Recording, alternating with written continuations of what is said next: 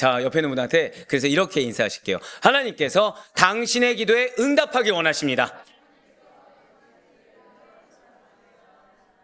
자, 한 번 더요. 하나님께서 우리의 삶에 역사하길 원하십니다.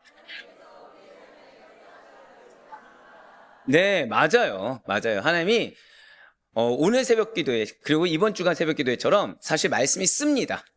예, 말씀이 안 쓰다고 하면은 빨리 새겨 들으셔야 돼요. 말씀이 씁니다. 왜죠? 깨닫게 하셔서 변화되게 하시며 그 가운데 응답하기를 원하신다라는 거죠. 예, 우리는 계속해서 금요일 밤에 기도학교 시편으로 시작하는 편 지금 은혜를 받고 있습니다. 또한 새벽 기도회는 지금 예배학교를 통해서 바른 예배에 대해서 은혜 받으면서 이 예배와 기도가 따로 떨어져 있지 않다는 것, 예배와 말씀이 따로 떨어져 있지 않다는 것을 계속해서 듣고 깨달으며 변화되는 그 발걸음을 우린 걸어가고 있다라는 거예요. 놀랍게도 오늘 말씀 역시 마찬가지입니다. 오늘 새벽에 들었던 말씀이 이어지고 있어요. 예, 이어지고 있어요. 하나님 여러분들을 정말 얼마나 사랑하는지를 계속해서 체감하고 있습니다. 자, 우리 벌써 19회차예요. 이렇게 회차가 거듭되면 거듭될수록 걱정되는 지역들이 좀 존재합니다. 네, 지금 양육 부장님이 아주 센스가 있었어요. 이럴 땐 빨리 치고 들어가야 되거든요. 왜냐면 언젠가 시킬 거 아닙니까? 그럼 빨리 하루라도 빨리 하는 게 낫거든요, 지금. 네. 광주팀, 서울팀, 걱정이 되고 있습니다, 지금. 네, 고개를 푹 숙이었는데, 수그린다고 해서 하나님 안 보시는 게 아니기 때문에 언젠가는 순서가 돌아오겠죠. 자, 우리 19회차입니다. 오늘 기도학교 19번째 말씀. 어쩌면 지금 여러분들이 계속해서 체감하고 있는 거기도 할 겁니다. 예. 계속 바라는데 잘 안 되는 것기도 할 거예요. 그래서 오늘 말씀이 여러분들에게 실제가 되길 원하시는 하나님의 음성이 있습니다. 오늘 말씀이 여러분들의 삶에 실제가 되길 원하는 하나님의 뜻이 있어요. 자, 어떤 말씀일까요? 오늘 기도학교 19번째 말씀 시편 19편 1절에서 14절까지 구약성경 815면에 있는 말씀이 되겠습니다. 우리 한 절씩 교독하신 후에 마지막 14절 말씀 한 목소리 합독하도록 하겠습니다. 제가 먼저 1절 말씀 읽겠습니다. 하늘이 하나님의 영광을 선포하고 궁창이 그의 손으로 하신 일을 나타내는도다. 날은 날에게 말하고 밤은 밤에게 지식을 전하니 언어도 없고 말씀도 없으며 들리는 소리도 없으나 그의 소리가 온 땅에 통하고 그의 말씀이 세상 끝까지 이르도다. 하나님이 해를 위하여 하늘에 장막을 베푸셨도다. 해는 그의 신방에서 나오는 신랑과 같고 그의 길을 달리기 기뻐하는 장사 같아서 하늘 이 끝에서 나와서 하늘 저 끝까지 운행하며 그의 열기에서 피할 자가 없도다. 여호와의 율법은 완전하여 영혼을 소성시키며 여호와의 증거는 확실하여 우둔한 자를 지혜롭게 하며 여호와의 교훈은 정직하여 마음을 기쁘게 하고 여호와의 계명은 순결하여 눈을 밝게 하시도다. 여호와를 경외하는 도는 정결하여 영혼까지 이루고 여호와의 법도 진실하여 다 의로우니 금 곧 많은 순구보다 더 사모할 것이며 꿀과 종이꿀보다 더 달도다. 또 주의 종이 이것으로 경고를 받고 이것을 지킴으로 상이 크니이다. 자기 허물을 능히 깨달을 자 누구리요 나를 숨은 허물에서 벗어나게 하소서. 또 주의 종에게 고의로 죄를 짓지 말게 하사 그 죄가 나를 주장하지 못하게 하소서. 그리하면 내가 정직하여 큰 죄과에서 벗어나겠나이다. 나의 반석이시오 나의 구속자이신 여호와여, 내 입의 말과 마음의 묵상이 주님 앞에 연락되기를 원하나이다. 아멘. 네, 그렇습니다. 오늘 제목이 무엇입니까? 오늘 제목 말씀이 나를 세운다입니다. 예, 사실 이 말씀을 전하기 전에 김성욱 교수님 원래 전공이 뭔지 아십니까? 네, 그쵸. 이거는 첫 시간에 말하고 말씀 안 하셨습니다. 구약하 계십니다. 구약하. 근데 그분이 아직도 기억나는 게, 자, 첫 번째 제가 그분 강의를 들었을 때 첫 번째 준 메시지가 뭐였냐? 우리 모두는 선교사다. 그때 사람들이 이제 반발을 하기 시작했죠. 저 같은 사람 반발하죠. 예, 저는 선교 나갈 생각이 있습니까? 없습니까? 1도 없었습니다. 네. 지금 과거형인 거는 하나님 보내시면 언제라도 가야 된다라는 마음은 주셨고, 예, 그런 표정, 저 되게 우리 박건 선생님 표정에서 위로받았습니다. 안 되는데. 네, 예, 한 2시간 설교하겠습니다. 예. 네네. 뒤에 아멘이라고 했어요, 지금. 자, 그러면서 첫 번째는 뭐냐, 우린 다 선교사다. 근데 그 의미를 알게 된 거는 이 모든 목회 선교사적 마인드가 필요하고 성도의 삶이 정말 은혜 받으려면 선교사적 마인드. 그것이 무엇을 뜻하는지 계속해서 구약을 통해서 알 수 있다고 한 거예요. 즉 구약을 알지 못하면 신약을 제대로 이해할 수가 없고, 그리고 이 구약을 알려면 역사와 문학을 포괄적으로 알아야 된다고 말씀해 주셨습니다. 그것을 제가 언제 체감하고 있냐? 이 시편과 레위기를 통해서 아주 체감하고 있어요. 예, 그러니까 그때 가르치시고 그때 되게 하드하게 공부 가르치신 편입니다. 지금 저는 여러분들 양육이요, 아이고 엄청 사랑하시는구나 느낄 정도로 그냥 여러분들한테 최대한 맞춰가고 계세요. 그러니까 매번 뭐 하시죠? 반복. 아멘. 네, 왜냐하면 잊지 말아야 되는데, 자, 솔직히 말씀 드려볼게요. 여러분들 어떻게 그날 듣고 다음날 잊어버리십니까? 기억하고 계십니까? 그래서 중요하니까 계속 반복을 하고 계시는 거예요, 계속. 왜? 진도를 빼는 것보다 뭐가 중요하죠? 하나도 제대로 하는 게 중요하기 때문에. 계속. 근데 저 배울 때는 그렇게 하지 않으셨습니다. 엄청 공부 많이 시키셨거든요. 공부만 시켰을까요? 아니면 실천까지 하게 하셨을까요? 그 산증인이 저잖아요. 저 어디로 보내셨죠? 역삼동에서 양구로. 네. 양구에서 다시 역삼동 올만 하니까 어디로 보내셨습니까? 부평으로. 네. 이렇게 보내셨거든요. 근데 그것이 계속해서 체감하는 게 지금 이 말씀, 왜 이 말씀이 이런 뜻인가? 그거를 표면적인 것이 아니라 체감하게 했다는 거죠. 그거 중에 하나가 바로 오늘 본문도 역시 마찬가지입니다. 지금 레위기를 통해서도 여러분들 이게 그거구나 계속해서 깨닫는 시간을 갖듯이 오늘 시편 말씀도 그래요. 여러분들 간이 뭐죠? 잠깐만, 지금 기대도 하지 않은 헬라어가 이브리어가 나왔어요 지금. 놀래라. 우리가 이제 예전에 그래서 간이 뭐고 콩팥이 뭐야 하겠는데, 우리는 간과 콩팥 하면 감정, 생각, 고집 이걸 알 수 있습니다. 오늘도 마찬가지예요. 그 뜻을 알지 못하면 이게 대체 무슨 말이야 라고 알 수가 없는 게 오늘 본문입니다. 어쩌면 우리는 오늘의 제목, 말씀이 나를 세운다, 말씀이 나를 세운다라는 것을 늘상 원하고 있습니다. 그런데 하나의 말씀이 나에게 주어졌을 때는 이 말씀이 나를 뭘 세우는지 모른다는 거죠. 왜요? 한 번 더 우리 새벽에 고백했던 대로 한번 고백해 보겠습니다. 무지는 죄입니다. 맞아요. 무지는 죄입니다. 모르는 건 죄입니다. 또한 내가 잘못 알고 있는 아디아포라도 죄입니다. 이미 새벽 기도를 통해서 우린 그것이 왜 죄인지를 알아요. 그래서 하나님이 나에게 말씀을 주셔도 이 말씀이 나를 어떻게 세우는지, 이 말씀이 어떻게 역사하는지를 우리가 알 수가 없다는 거예요. 근데 오늘 지금 19편을 보세요. 지금 여기에 말씀이 나를 세운다가 있습니까? 없습니다. 하지만 여기 이 말씀은 19편 통째로 한 번 더 고백하시겠습니다. 말씀이 나를 세우고 나를 변화시킵니다. 통째로 그걸 얘기하고 있다는 거예요. 맞습니다. 우리는 하나님께서 허락하신 말씀이 나를 세워주기를 바라고 회복시켜주기를 바라며, 또한 나는 말씀의 능력이란 걸 정말 경험하기를 원합니다. 왜냐하면 우리가 세상을 살아가다 보면 나는 옳다고 여겼어요. 근데 그것이 잘못되는 경우가 있습니다. 나는 무엇이 옳고 그른지 분별하기 힘든, 고백하실까요? 지금 나는 혼란의 때를 살아가고 있습니다. 자, 우리는 어디에 살아가고 있다고요? 혼란의 때. 이거 알아두신 게 중요해요. 왜냐, 오늘 말씀에 혼란이라는 단어는 나오고 있지 않지만 혼란이라는 것을 이미 얘기하고 있습니다. 혼란의 때를 우리는 접하고 있어요.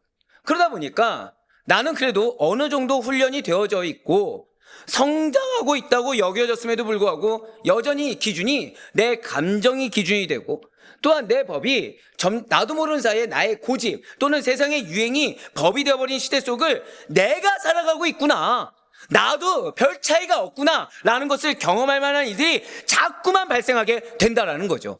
그러다 보니 내가 원하지 않고 있음에도 불구하고, 맞아요, 이 가운데 나는 내가 걷는 길이 헛되도 좋습니다. 있습니까? 난 내 영혼이 병들어 좋습니다. 있습니까? 없어요. 내가 원하지 않음에도 불구하고 어느 순간 길을 잃기가 너무 쉽다는 거죠.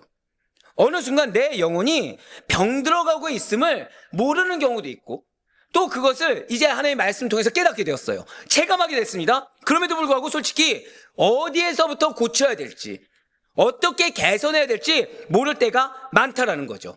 바로 그때 하나님께서는 우리에게 말씀이라는 거울을 비춰주신다는 거예요. 항상 드릴 말씀 있죠? 이 말씀이 나한테 쓰냐 안 쓰냐가 중요한 것이 아니라 내려졌다가 중요한 겁니다. 나로 하여금 듣게 하셨다가 중요하다는 거예요. 우리로 하여금 그것이 왜라고요? 한 번 더 고백하시겠습니다. 말씀으로 나를 세우기를 원하십니다. 요즘 우리는 지금 새벽 기도를 통해서 예배학교라는 걸 시작했어요. 그래서 우리는 사실 지난주 또 장로님 또 나오네요. 장로님 기도가 너무 은혜로웠던 게 내가 예배에 대해서 정말 몰랐구나. 내가 하나님 앞에 정말 제대로 된 예배를 드린 적이 언제인가 회개되었다고 고백을 했습니다. 그 고백이 왜 중요하다고 지금 말씀드리죠? 오늘 새벽 기도, 어제 새벽 기도처럼 어떤 원리? 대표성의 원리. 그래서 결국 그 장로님의 대표 기도를 통해서 우리까지도 하나님 앞에 동일한 고백을 드리는 거랑 동일한 은혜를 받게 되었다는 거예요. 뻔뻔드레라. 하지 않았으면서. 자, 예, 맞습니다. 예배에 대해서 알게 되고 깨닫게 되었습니다. 그래서 나의 예배에 대한 태도와 마음가짐을 새롭게 재정립하는 시간을 갖고 있다는 거죠. 그러면서 우리는 하나님에 대해서 사실은 나의 삶을 주관하시는 하나님, 나의 예배를 통치하시는 하나님에 대해서 정확히는 한 번 더 고백하실까요? 말씀을 경험하고 있습니다. 그거는 우리는 말씀을 경험하는 시간, 나의 삶을 통치하시고 예배를 통치하시는 하나님에 대해서 경험하는 시간을 갖고 있다는 거예요. 시편 19편이 바로 그런 겁니다.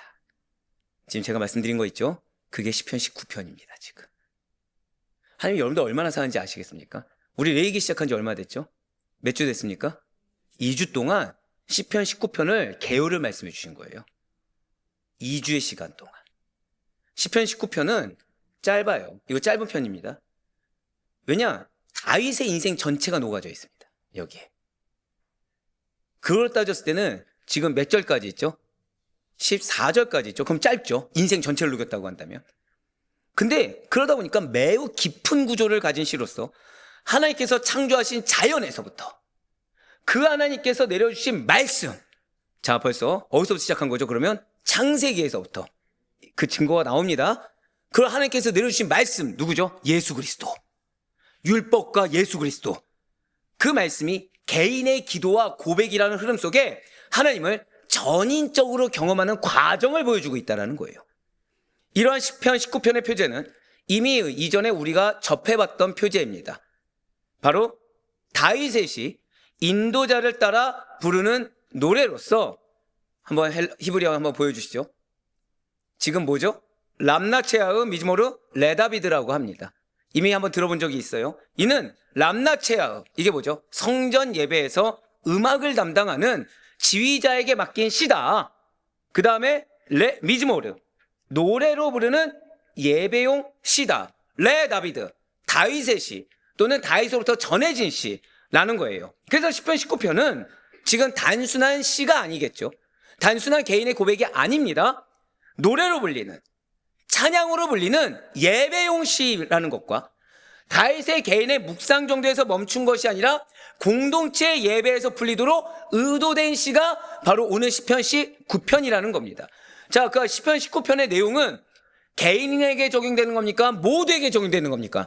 모두에게 적용된다는 거죠. 자, 이러한 시편 19편은 크게는 1절부터 6절까지의 전반부와 7절부터 14절까지의 후반부 두 부분으로 나눠지고 그리고 세밀하게는 세 부분으로 나눠지게 됩니다. 1절부터 6절까지는 온 우주 만물에 새겨진 하나님의 영광과 위엄을 노래하고 있어요. 즉 창조를 통한 하나님의 계시를 노래하며 바로 여기에서 고백하실까요? 일반 계시, 즉 자연을 통해 우리의 일상의 삶, 여러분들의 가정, 환경을 통해서 하나님을 알 수 있다. 한번 고백하실까요? 나의 가정을 통해 하나님을 알 수 있습니다. 예, 바로 그걸 얘기하고 있어요. 내가 일상적으로 보는 것들을 통해 하나님을 알 수 있다. 즉 일반 계시를 무려 1절에서 6절까지 이야기해 주고 있습니다. 그리고 7절부터 11절까지는 기록된 하나님의 말씀을 통한, 율법을 통한, 말씀을 통한 하나님의 계시를 노래한다는 거죠. 고백하실까요? 특별 계시. 정말 놀라운 말씀이에요. 일반 계시, 특별 계시가 한 곳에 다 들어 있습니다. 그러면서 하나님의 말씀에 대해서 이제 표로 보여드리겠지만 6가지 율법, 증거, 교훈, 계명, 경외하는 도, 법도 등을 6가지로 표현한다는 거예요. 그러면서 하나님은 말씀에서 더 분명하게 드러난다는 사실을 고백합니다. 마지막으로 12절에서 14절까지를 통해 개인의 회개와 기도를 드린다는 거죠. 그러니까 매우 인격적인 신앙 고백을 드리는 다윗의 모습을 볼 수가 있는데 하나님을 찬양하며 이에 대한 절대 의존과 헌신을 노래하고 있다라는 거예요. 자, 지금 무엇을 노래하고 있다고요? 절대 의존과 헌신. 자, 여러분들, 레위기를 통해서 예배가 뭐라고 그랬죠? 예배가 하나님께 상달되어져야 되는 거. 근데 하나님은 우리의 무엇을 상달되길 원하신다? 헌신이라고 말씀드렸죠.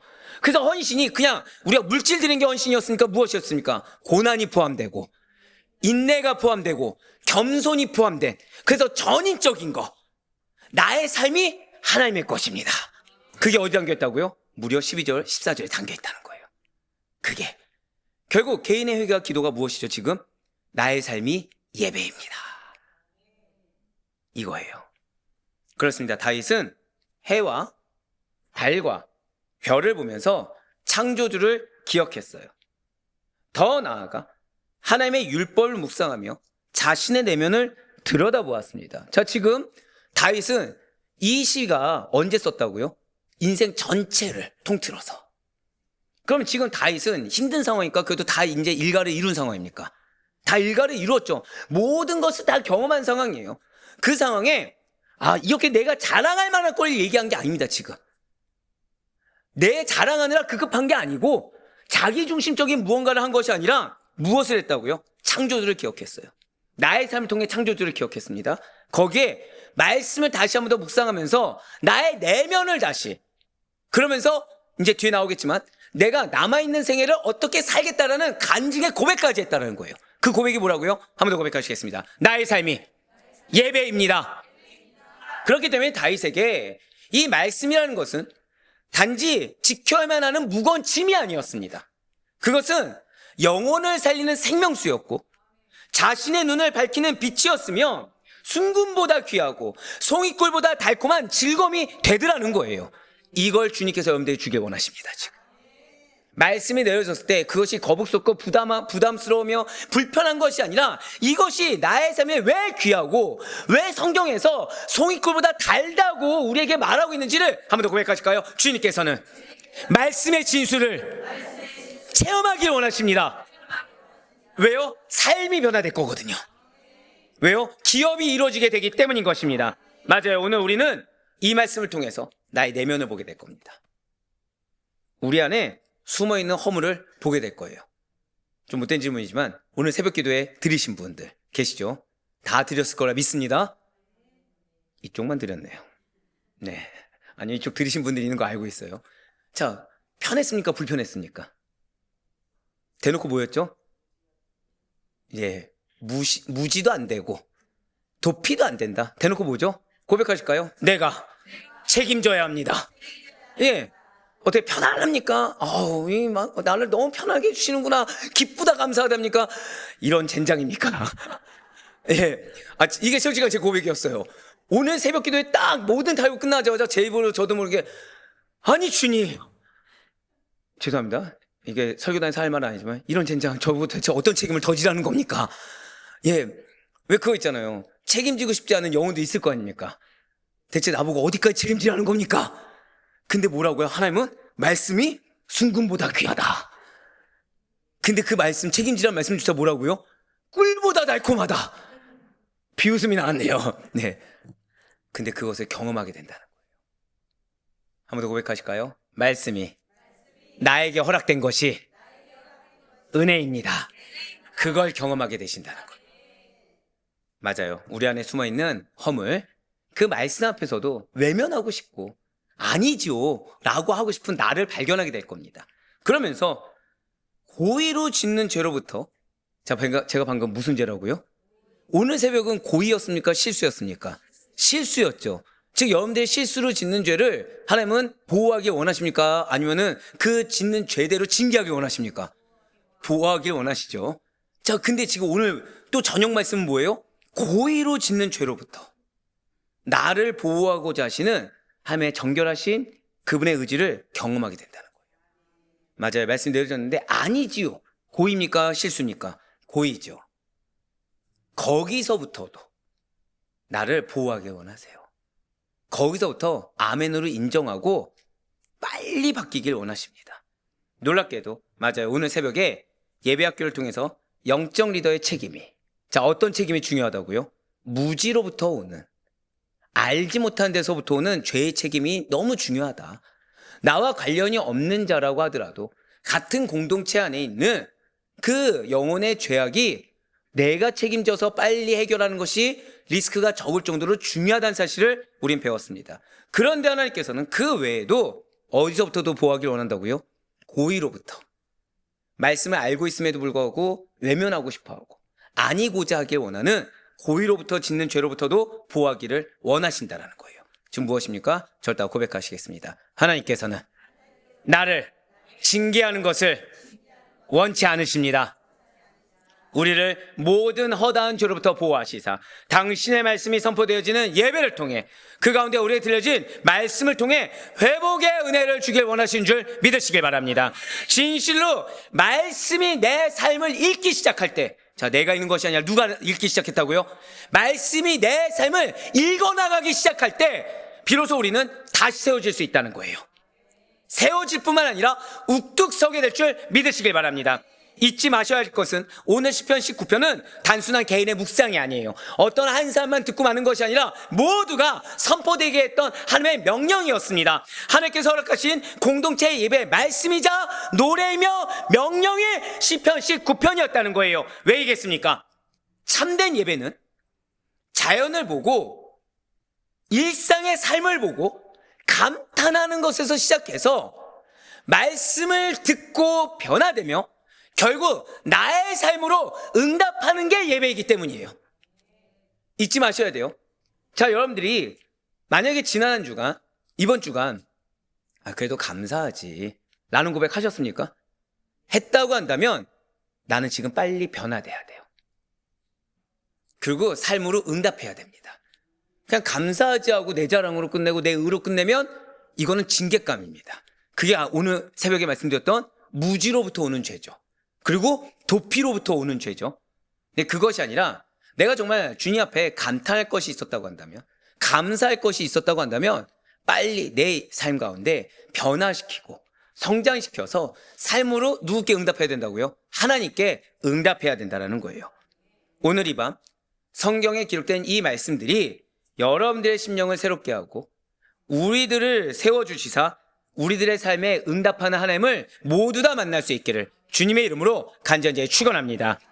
먼저 오늘 보면 1절부터 6절까지의 말씀은 하나님의 영광이 어떻게 온 우주에 가득 차 있는지, 온 우주에 드러난 하나님의 영광에 대해서 보여주고 있어요. 지금 다윗은 광활한 하늘을 보면서 그것이 단순한 자연현상이 아니라 하나님의 손으로 만드신, 한번 저다가 고백하실까요? 하나님의 질서, 하나님의 질서로 만드신 위대한 작품임을 선포하고 있다는 것입니다. 무슨 말씀일까요? 1절 보시길 바라요. 하늘이 하나님의 영광을 선포하고 궁창이 그의 손으로 하신 일을 나타내는도다. 아멘.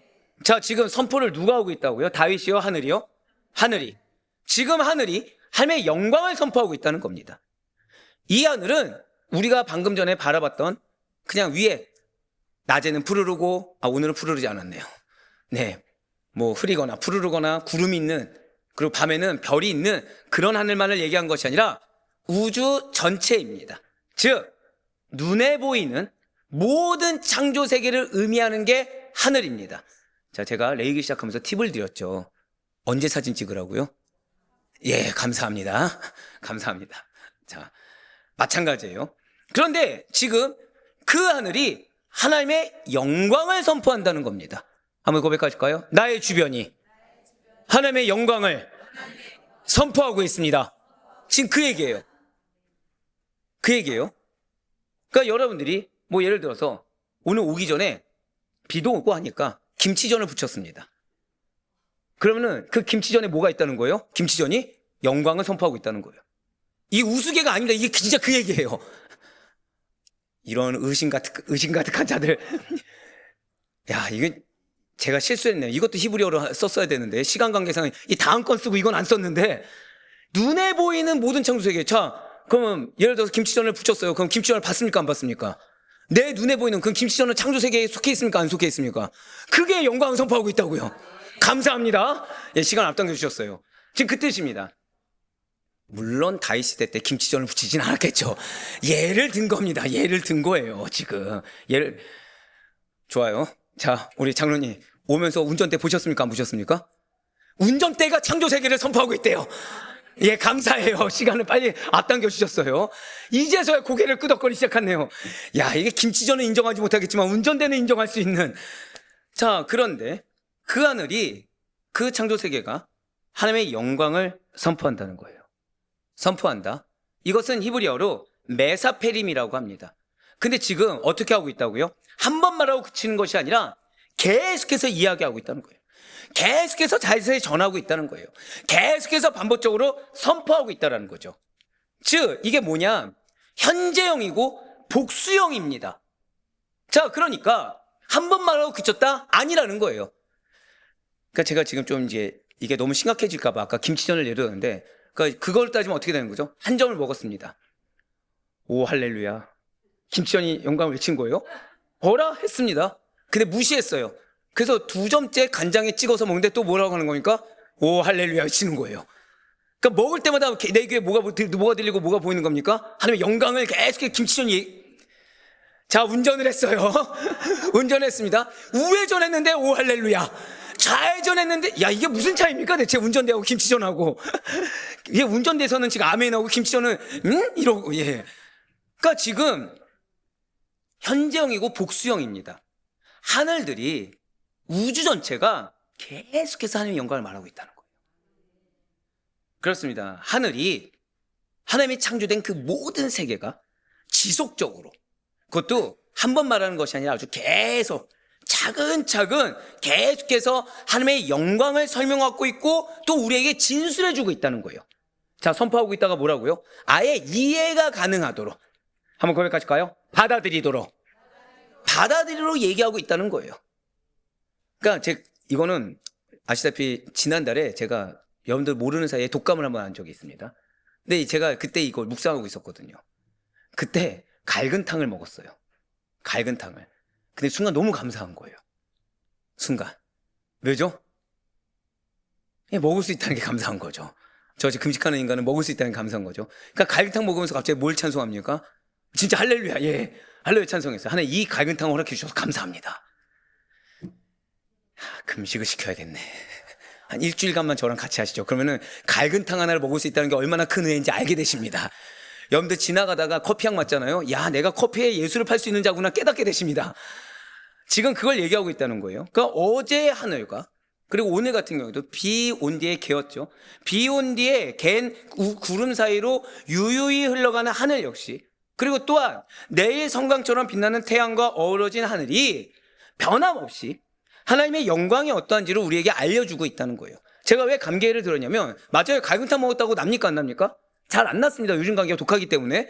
다음날 또 먹겠죠. 근데 다음날 먹을 때도 계속해서 우리에게 뭘 알려주고 있다고요? 동일하게 하나님의 영광을 알려주고 있다는 거예요. 고백하실까요? 반복된 일상 속에서 하나님의 영광을 계속 알려주고 있습니다. 지금 그 뜻이에요.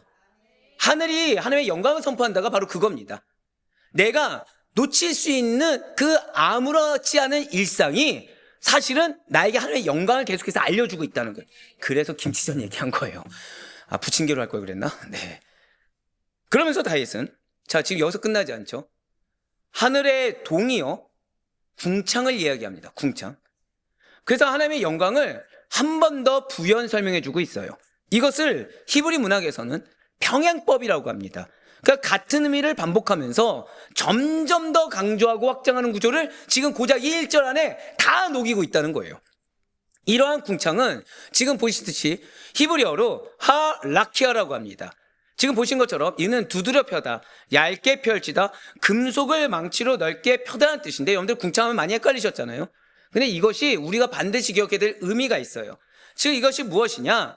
무언가를 펼쳐서 만든 넓은 공간으로서 단순히 하늘이 아니라 펼쳐진 구조이자 확장된 공간을 뜻한다는 거죠. 자, 이거 기억하시지 않아도 돼요. 기억해야 될 말씀 따로 말씀드릴 겁니다.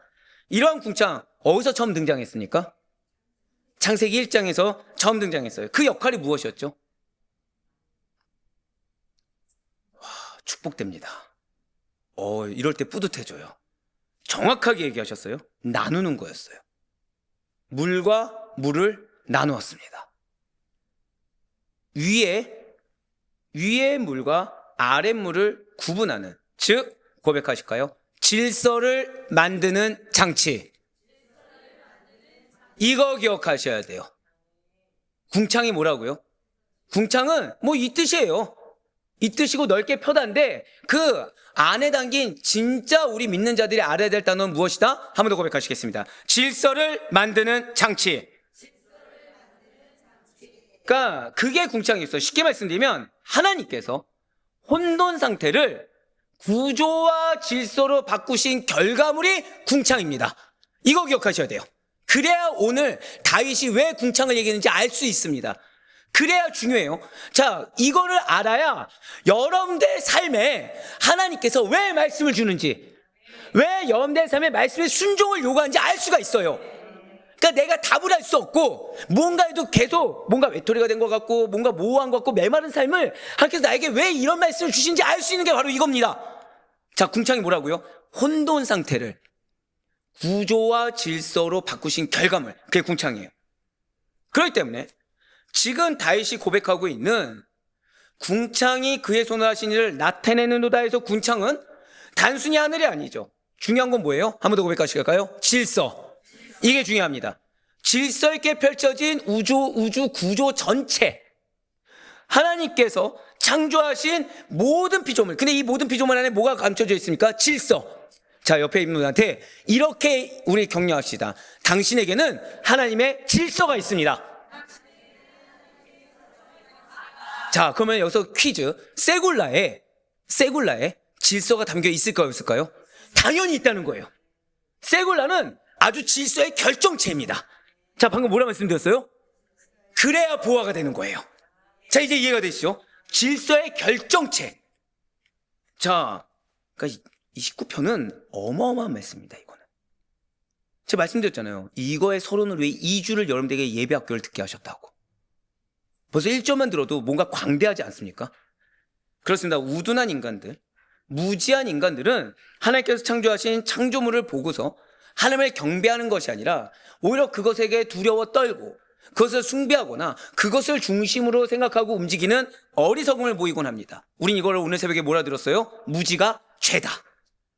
왜인지 아시겠죠? 하나님께서 분명히 이 일반 계시, 하다못해 운전대로도 김치전으로도 하나님을 알 수 있게 하셨는데 몰라서 지은 죄가 허용된다 안 된다? 그래서 안 된다는 거예요. 그러니까 오늘 새벽 말씀이 온전히 받아들여지려면 이 1절 말씀을 알아야 되는 거죠. 하지만 피조물인 인간은 온 우주와 삼라만상을 만드시고 운행하시는, 한 번 더 고백하실까요? 질서의 하나님. 즉 1절에서 우리가 기억해야 될 건 뭡니까? 질서의 하나님. 미리 말씀드리지만 기도는 하나님의 질서에 맡기는 겁니다. 하나님의 질서를 깨닫게 해야 되는 거고 그 하나님의 질서를 신뢰하는 거예요. 내가 왜 힘들죠? 질서가 깨진 것 같아서 힘든 겁니다. 한마디로 우리가 생각하는 질서, 상식이 깨질 만한 일들을 맞이하니까 힘든 거거든요. 근데 그거를 누구에게 맡기는 거예요? 질서의 하나님께 맡기는 거죠. 하나님이 당시의 질서대로 운행하시는 거. 맞아요. 그래서 그 질서의 하나님만을 섬기며 그분을 경외해야, 즉 그분의 질서에 순복해야 마땅합니다. 왜냐하면 궁창은 하나님께서 행하신 창조사역과 모든 우주 만물을 다스리고 운행하시는 그분의, 한 번 더 고백하실까요? 질서의 능력, 그걸 나타내고 있기 때문이라는 거예요. 그래서 지금 다윗은 일부러 하늘과 궁창이라는 두 단어를 사용한 것입니다. 자, 저는 여러분들을 믿을까요? 믿지 않을까요? 전 여러분들을 신뢰합니다. 하지만 이건 믿지 않습니다. 네네. 여러분들의 존재는 정말 신뢰해요. 여러분들 정말 세굴라가 맞습니다. 근데 못 믿지 않아요? 이거는 믿지 않습니다. 그래서 준비했어요. 왜냐? 그럼 또 하늘과 궁창을 또 동일하게 보실 거 아닙니까? 그래서 했어요. 자, 하늘은 뭐라고요? 하늘은 전체 우주를 나타냅니다. 근데 궁창은 뭐라고요? 하늘과 궁창은 동일하다, 다르다? 다릅니다. 예, 이러면은 하늘에서도 또 질서의 하나님 이러실까봐 준비했어요. 자, 궁창은 그 구조와 질서를 보여주는 거예요. 그러니까 하늘은 포괄적인 거고 넓은 의미고 궁창은 뭐죠? 좁은 의미, 세밀한 의미가 되겠죠. 그러니까 좀 더 확장된 개념이라고 해야 될까요? 즉, 하늘이 무엇이 존재하는가를 나타낸다고 한다면 궁창은 그것이 어떻게 조직되었는가를 던지고 있다는 거예요. 이게 왜 중요하냐? 자, 우리는 하나님을 믿습니다. 하나님은 창조의 하나님이십니다. 근데 우리가 또 다른 말을 하죠. 우리의 주권자는 누구십니까?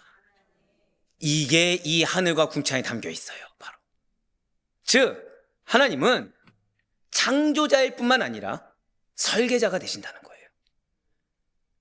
그래서 궁창이 중요한 거예요. 질서의 하나님. 한번 더 고백하실까요? 하나님은 나의 삶을 설계하고 계십니다. 그래야 내 상황이 어려워도 이분을 의뢰할 수가 있는 겁니다. 우리가 내 멋대로 움직이는 이유는 하나님은 모르실 거야. 또는 하나님 아신다면 이럴 수가 없어라고 생각하기 때문입니다. 근데 하나님은 어떤 하나님이라고요? 질서의 하나님. 지금 이 순간도 조직하고 계시고 나를 위해 설계하고 계시는 그 하나님을 믿어야 기도가 제대로 나오게 되는 거예요. 그렇지 않으면 우리는 상황마다 변개할 수밖에 없습니다. 사람마다 내 신앙이 업앤다운을 왔다 갔다 할 수밖에 없다는 거죠. 하지만 이거는 흔들리지 않는 신앙의 비결을 보여주고 있습니다. 한번 더 고백하실까요? 질서의 하나님. 그리고 우리를 둘러싼 이 우주, 우리의 모든 삶은 하나님의 작품이라는 거예요. 한번 더 고백하실까요? 나의 삶은 작품입니다. 하나님의 작품이라는 거예요. 저는 그래서 때때로 그런 생각을 합니다. 왜 억울한 일 당할 때가 있잖아요. 그럼 저는 지금 피카소를 만나고 있는 겁니다. 여러분들 피카소 작품 보시면 이해되십니까? 예, 그겁니다. 하나님이 내 상황을 피카소처럼 그려놓으셨다. 그럼 우리는 어떻게 하면 되죠? 자, 피카소 그림 보면은 이해하려고 해야 됩니까? 받아들여야 됩니까? 누구를 믿고 받아들이는 거죠? 그 그림자가 누구죠? 많은 자들이 인정하는 피카소니까. 이 상황은 내가 이해하려고 들으면 안 되고 일단 받아들여야 된다. 아멘이 아무도 안 나오시네요. 저는 그렇다는 거예요. 한번 더 고백하실까요? 나의 삶은 하나님의 작품입니다. 그래서 궁창은 우리를 둘러싼 자연 만물은 메시지를 가진 구조이자 질서라는 거예요. 그러니까 나는 이해할 수 없어도 거기에 뭐가 담겨 있다고요? 메시지가 담겨 있습니다. 질서가 담겨 있습니다. 하나님을 드러내는 시스템을 우리를 둘러싼 일상이 가지고 있다는 거예요. 그래서 이미 우리는 이와 비슷한 설교를 들어본 적이 있어요. 그 상황 가운데 내가 판단하지 말라? 판단하지 말라. 왜죠? 그 안에 하나님이 당신을 드러내는, 당신의 뜻을 계시하는 시스템을 가지고 있기 때문에. 그래서 우리에게 제일 중요한 것이 무엇이다? 리더에게 제일 중요한 것은 분별이라는 게 바로 이겁니다. 리더는 상황에 따라 답을 내리는 자가 아닙니다. 그 상황에 담긴 하나님의 뜻을 분별하는 자들입니다. 그래서 리더는 오늘 새벽 설교처럼 공동체의 죄에 대해서 다른 사람이 캐치하지 못해도 리더는 캐치할 수 있어야 됩니다. 그래서 그거를 자신이 책임을 지는 자세. 왜죠? 그 안에 하나님이 드러나 계시기 때문에. 진실 하나님께서는 자신을 계시하는 일, 즉 우리 모든 인간들에게 당신을 나타내실 때는 두 가지 방식으로 일하고 계십니다. 하나는 자연에 나타난 일반 계시고 또 하나는 성경 말씀에 나타난 특별 계시입니다. 타락 전의 인간은 자연 만물 속에 나타난 일반 계시를 통해 하나님을 알고 또 하나님을 섬길 수가 있었어요. 하지만 인간의 타락과 함께 영적 안목이라는 것이 어두워졌죠. 무지해졌습니다. 그래서 그러한 자연 만물을 보고도 우리의 상황을 보고도 하나님을 알 수도 없고 섬길 수도 없게 됐다는 거예요. 바로 2절과 3절 말씀을 보도록 하시겠습니다. 날은 날에게 말하고 밤은 밤에게 지식을 전하니 언어도 없고 말씀도 없으며 들리는 소리도 없으나 아멘.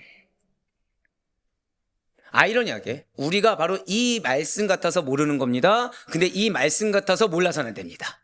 이게 무슨 말씀일까요?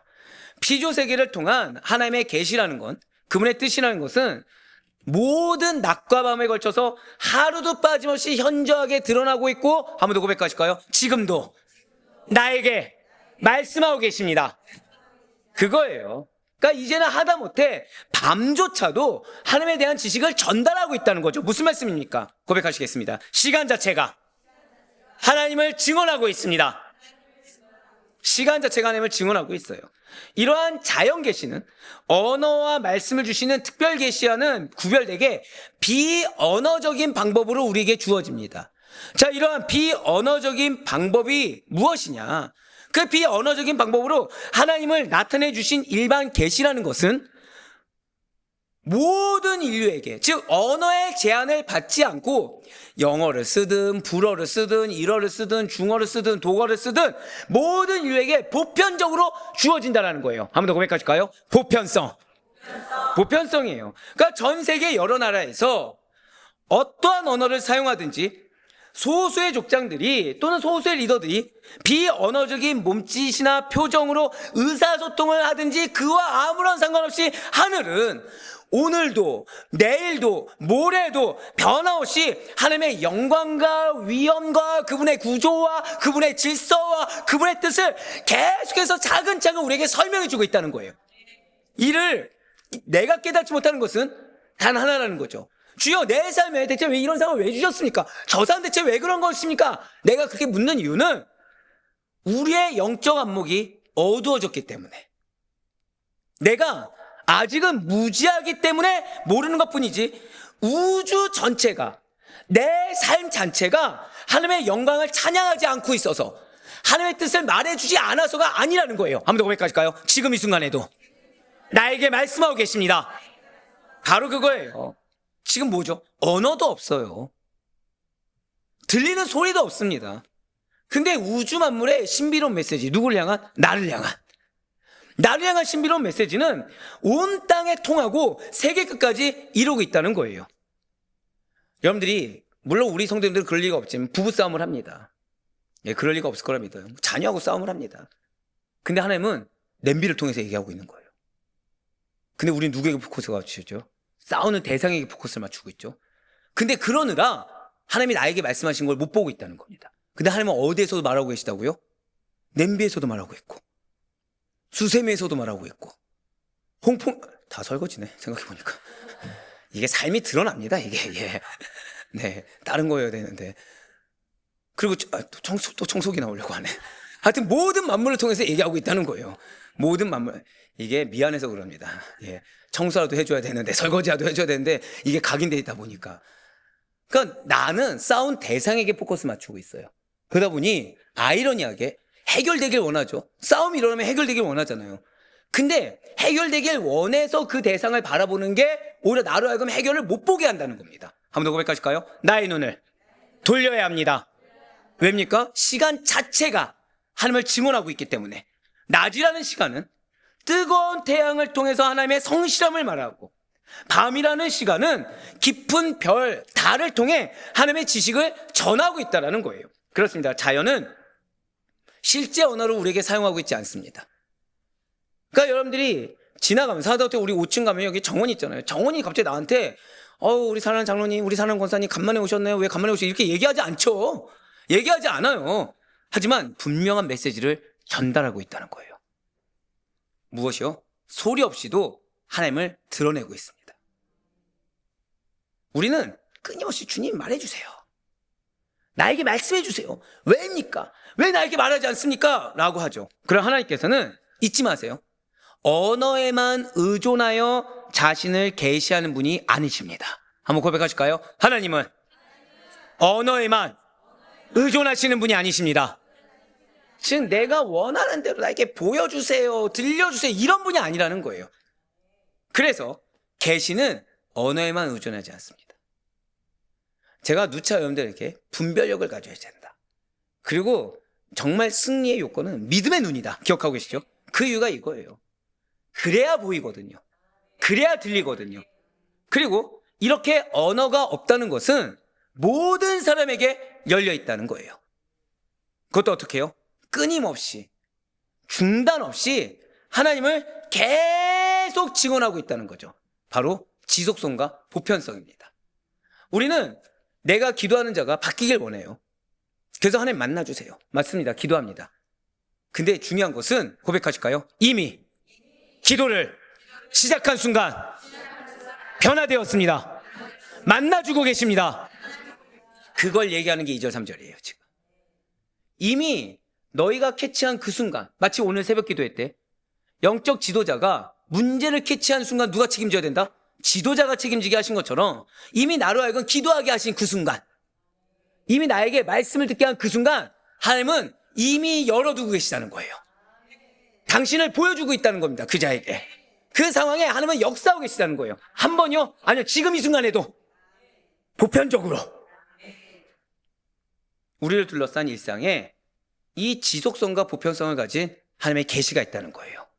우리 옆에 있는 분한테 이렇게 인사하시다. 우리 더 영적으로 민감합시다. 바로 그거예요. 영적으로 더 깨어 계셔야 됩니다. 좀 더 보여주세요. 영적으로 좀 더 깨어 계셔야 됩니다. 영적으로 더 분별성이 있어야 돼요. 그래야 있는 자가 더 있다는 말이 뭔지 체감이 됩니다. 그래야 이 말씀을 들으면 들을수록, 그래서 받아들이면 받아들일수록 내 시야가 바뀐 그 순간 내 삶 곳곳마다 은혜를 예비한 것이 무엇이고 약속이 무엇인지가 보이게 된다는 거예요. 문제보다 뭐가 보인다고요? 약속의 성취가 보인다는 거예요. 문제보다 뭐가 보인다고요? 하나님의 뜻하심이 보인다는 겁니다. 그러면서 특히 시편 19편 4절부터 6절까지는 1절부터 이 3절까지 말한 말 없는 계시, 1절부터 3절까지 뭐라고요? 계시는 계시인데 보편적인 언어가 아니죠. 말하지 않는, 우리가 흔히 경험하는, 답답할 때 있잖아요. 하나님 말씀해 주셨으면 좋겠는데 말씀하지 않는다고 생각해서 답답해하는, 근데 그 순간에도 뭘 주고 계시다? 말씀을 주고 계시는, 뜻을 선포하고 계시는 그 말 없는 계시가 어떻게 온 세상에 퍼지는지, 그리고 그 중심에 누가 있냐? 해.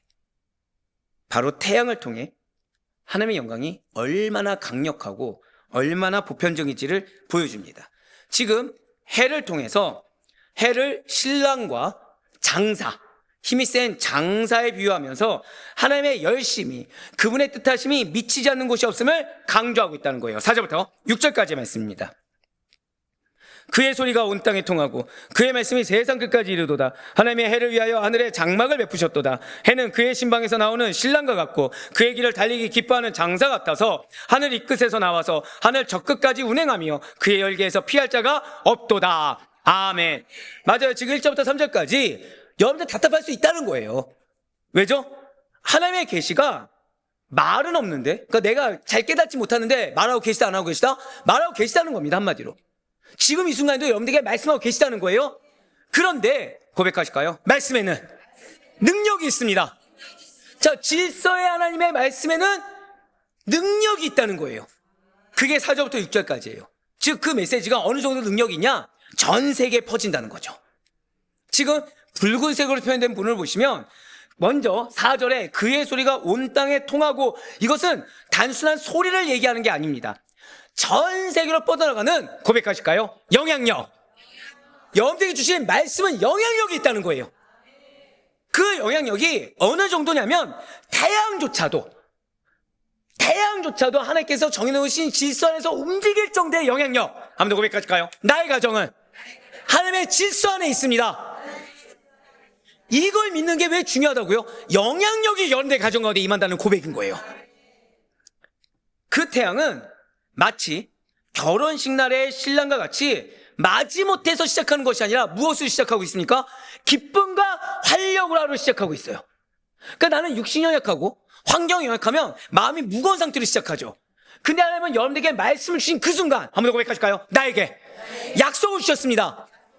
약속을 주신 그 순간부터 한 번도 기뻐하지 않은 적이 없다는 거예요.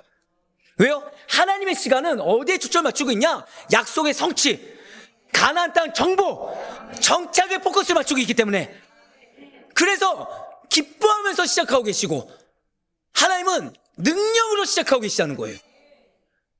근데 만약에 그 도구가 되는 내가 마음이 어려운 거예요. 희망이가 없는 거예요. 그럼 하나님의 마음이 어떻겠습니까? 그냥 이렇게 생각하시면 돼요. 지금 이제 벚꽃이었지만 여러분들이, 우리 이제 여성분들이, 야, 벚꽃이 피었어. 우리 가족이 간만에 주일 말고요, 토요일이고 하니 오전에 가서, 오후는 안 됩니다. 거룩하고 정결하게. 이 표정일 줄 알았어요. 이 표정을 했어요. 토요일 날 도시락을 막 싼 겁니다. 막 쌌어요. 같이 나가자 했어요. 근데 갑자기 남편이 방바닥에 딱 누워서 일어날 생각을 안 하는 겁니다. 경험담이시네요? 지금 몇 명씩 고개를 숙여버렸어요, 지금. 안 움직이는 겁니다. 근데 애들도 못하러 거기까지 가냐, 귀찮다, 집에 있겠다 하는 거예요. 분명히 엄마는 어떻게 시작했어요? 기쁨과. 게다가 그 새벽에 새벽 기도로 이렇게 피곤하고 지친 그 육신을 이끌고 도시락을 알뜰살뜰하게 쌌는데, 싸서 이제 나가기만, 상대는 뭐만 하면 됩니까? 옷 입고 나가기만 하면 되는데, 나갈 생각도 안 하고 뭐 하고 있습니까? 누워 있는 거예요, 그냥. 싫다고 거부하는 거예요. 그럼 어머니는 어떻겠습니까? 아내는 힘이 납니까? 힘이 빠집니까? 우리가 하나님을 그렇게 만들고 있어요. 한번 고백하실까요? 하나님께서는 이미 준비하고 계십니다. 한 번 더요. 하나님께서는 나의 삶을 작품으로 만드시는 준비를 하고 계십니다. 하나님은 그거예요. 지금 이미 약속을 주신 그 순간, 말씀을 주신 그 순간 무엇으로 하고 계시다고요? 한 번 더 고백하실까요? 나와 함께할 생각으로. 바로 그거예요. 나와 함께할 생각으로 기뻐하면서 힘있게 시작하고 있다는 거죠. 그러한 태양, 강력하고도 멈추지 않습니다. 태양의 이동 범위는 전체 하늘이죠. 전체 하늘이죠. 태양의 이동 범위. 태양이 하늘에 뜨면은 숨겨진 곳이 있습니까? 없습니까? 없죠. 그 하늘 안에서. 하늘에서는 다 비치잖아요. 즉 하나님의 창조 질서가 미치지 않는 곳이 없다라는 건데, 특별히 노란색으로 표현된 말씀 구절 한번 보시길 바라요. 지금 노란색으로 표현된 그의 열기에서 피할 자가 없도다. 이게 중요해요. 한 번 더 고백하실까요? 영향력이 있습니다. 지배력이 있습니다. 보편성이 있습니다. 지금 무슨 말씀이냐? 영향력이 있어요. 그 강한 지배력에서 벗어날 자가 없습니다. 그래서 제가 항상 말씀드리잖아요. 약속을 주시면 반드시 성취한다. 그 영혼은 반드시 변화된다. 왜냐하면 그 약속의 말씀의 지배력이 누구에게 있는 겁니까? 내가 그 말씀에 순종만 한다고 한다면, 그 순종의 통로인 나를 통해 그 영혼은 하나님의 지배 아래 있기 때문에. 근데 그래 너는 이러니까 되고 너는 저러니까 안 돼가 아니라 약속의 말씀을 받은 나를 통해. 한 번 더 고백하실까요? 나의 가족은 반드시 변화됩니다. 맞아요. 이 자녀는 좀 말을 잘 들으니까 변화되고 이 자녀는 말을 안 들으니까 변화되지 않는, 이게 아니라 나에게 약속을 주셨다고 한다면 보편적으로 모두 다 변화되는 줄 믿으시기 바랍니다. 바로 그 뜻이에요. 진실로 하나님의 계시는 온 세상에 퍼져 있고 매일 반복되며 누구도 피할 수 없고 강력하게 작용한다. 그거를 위해서 지금 말씀을 뭐를 줬습니까? 그의 열기에서 피할 자가 없다. 그것이 뭐가 포함된다고요? 영향력이 있다. 지배력이 있다. 보편성이 있다. 지금 하나님은 여러분들을 위로하고 계세요. 지금 하나님은 여러분들을 격려하고 계십니다. 대놓고 말씀드릴까요? 내가 너에게 말씀을 준 그 순간부터 나는 기뻐하며 성취할 것을 기대함으로 기뻐하며 힘차게 이끌고 있어. 그리고 내가 너를 통해 이룰 일은 강력한 지배력을 갖고 있고 이미 영향력을 미치고 있으며 약속 준 누구 중에 너의 마음은 이 사람 될 것 같고 저 사람 안 될 것 같지만 모두 다, 한 번 더 고백하실까요? 나의 기도는 반드시 응답됩니다. 바로 그거예요. 마치 태양의 열기가 지상의 모든 생명체에 스며들듯이 하나님의 통치와 그분의 영광은 그 누구도 피할 수 없는 절대적인 것입니다. 이러한 태양과 하늘을 하나님께서 어떻게 창조하셨다고요? 질서 있게. 그래서 궁창이 중요해요. 그래서 궁창을 하는 게 중요합니다.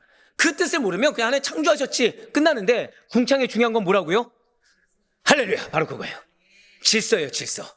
질서 있게 통해서 질서 있게 내려주시는 하나님의 계시라는 것은 그러니까 무분별하게 내리는 게 아니에요. 잊지 마세요. 자, 우리가 지금 우리 아대표교회에서 예배를 드리면 정말 하나님께서 이 말씀 왜 주셨지라는 얘기가 나올 때가 있습니까? 없어요. 아시잖아요. 로마서 말씀을 준비할 때와 시편과 그리고 지금 레위기, 여호수아 준비한 시기가 같았습니까? 달랐습니까? 다 달랐죠. 근데 기가 막힐 정도로 이때 만약에 책임을 말하고자 하면 그 책임으로 핵심을 이끌어 가십니다. 그리고 만약에 사랑으로 얘기하기 원하시면 사랑으로 이끌어 가세요. 즉 지금 우리의 말씀에 하나님은 뭘 부여하신 거죠? 질서를 부여하신 겁니다. 즉 이 말씀은 누구를 향한 질서입니까? 한 번 더 고백하시겠습니다. 말씀에는 나를 향한, 나의 가정을 향한 질서가 있습니다. 바로 그거예요. 근데 이 말씀이 오늘 본문 말씀, 왜 지금 4절부터 6절까지가 중요하냐? 태양과 하늘에 뭐가 있다고요? 하늘에 질서가 있다. 근데 이게 왜 중요하다고요? 한 번 더 고백하시겠습니다. 누구도 피할 수 없습니다. 맞아요. 직장에서 나 혼자 믿고 나 혼자 괴로울 수 있어요? 근데 나에게 말씀 주셨어요. 그럼 직장 구성원들이 다 어디 안에 있다? 하나님의 질서와 지배력 안에 있다. 근데 그것은 누구도 피할 수 없다. 한 번 더 고백하실까요? 약속은 반드시 성취됩니다. 맞아요. 여전히 하나님께서는 한 번 더 고백하실까요? 나는 약속의 백성입니다. 그런 여러분들을 위해 일하고 계시며 그분의 영광은 이미 여러분을 통해 비추고 계심을 믿으시길 바라요. 우리는 어느 상황에서도 이것을 인지해야 된다는 거예요. 그리고 무너져버린 것 같은, 즉 아무런 질서도 없는 것 같고, 빛도 지난주에 등불이라 얘기했지만 지금 이번 한 주간은 등불은커녕 흑암만 가득한 것 같은 내 상황을, 자, 궁창 언제 만드셨다고요? 대초에. 제가 말한 답이 대초는 아니겠죠.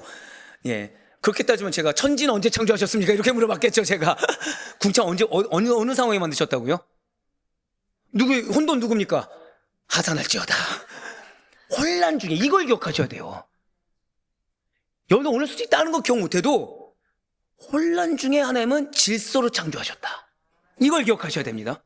그래서 궁창이 왜 중요하냐? 그거라니까요. 내 마음이 왜 어렵죠? 혼란스럽거든요. 길이 안 보인다니까요. 저 사람 변화될 기미도 안 보이고 이 문제를 타개할 해결책이 보이지가 않는 거예요. 결국 나는 지금 어떤 상황이죠? 혼돈 가운데 있는 겁니다. 근데 하나님이 나에게 말씀을 주신다고 하는데 나의 책임만 주는 것 같고 대체 어떻게 하실지 모르겠는 거예요. 그러니까 나는 계속 마음 가운데 어려움만 계속 존재하죠. 아이러니게 말씀이 내려지는데. 그런데 지금 이 말씀이 왜 중요하다고요? 무너져버린 것 같은, 상식이 무너진 것 같고, 왜 이런 일이 발생했는지 알 수도 없는 그 상황을 궁창을 바라봐라. 그냥 단순한 하늘을 보지 말고 뭘 바라보라? 궁창을 바라봐라. 질서 있게 바로 세워주시는 하나님. 한 번 더 고백하실까요? 반드시 질서 있게 바로 세워주십니다. 질서로, 그 하나님의 말씀으로 나를 세우신다, 바로 이거예요. 말씀에 뭐가 있는 거죠? 질서가 있다는 거예요.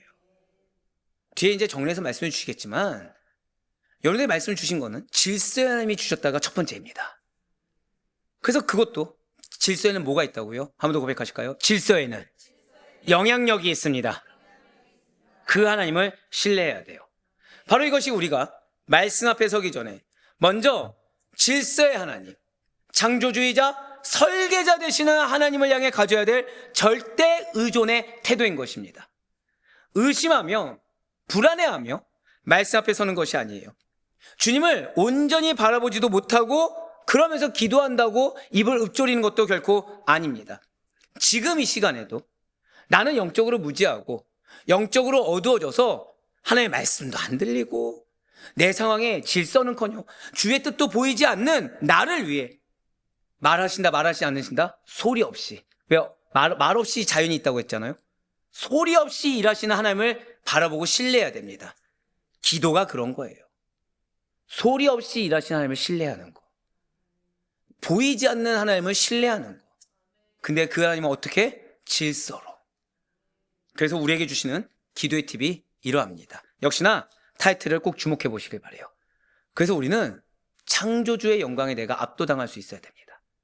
기도는 내 문제에 매몰되었던 시선을 들어서 온 우주를 경영하시는 하나님의 크심을 보는 거예요. 오늘은 거의 다 빨간색일 겁니다.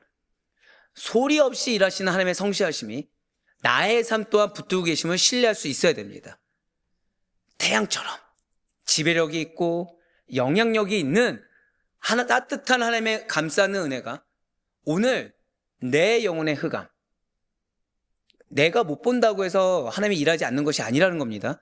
지금 이 순간에도 기쁨으로 일하고 계세요. 활력으로 일하고 계세요.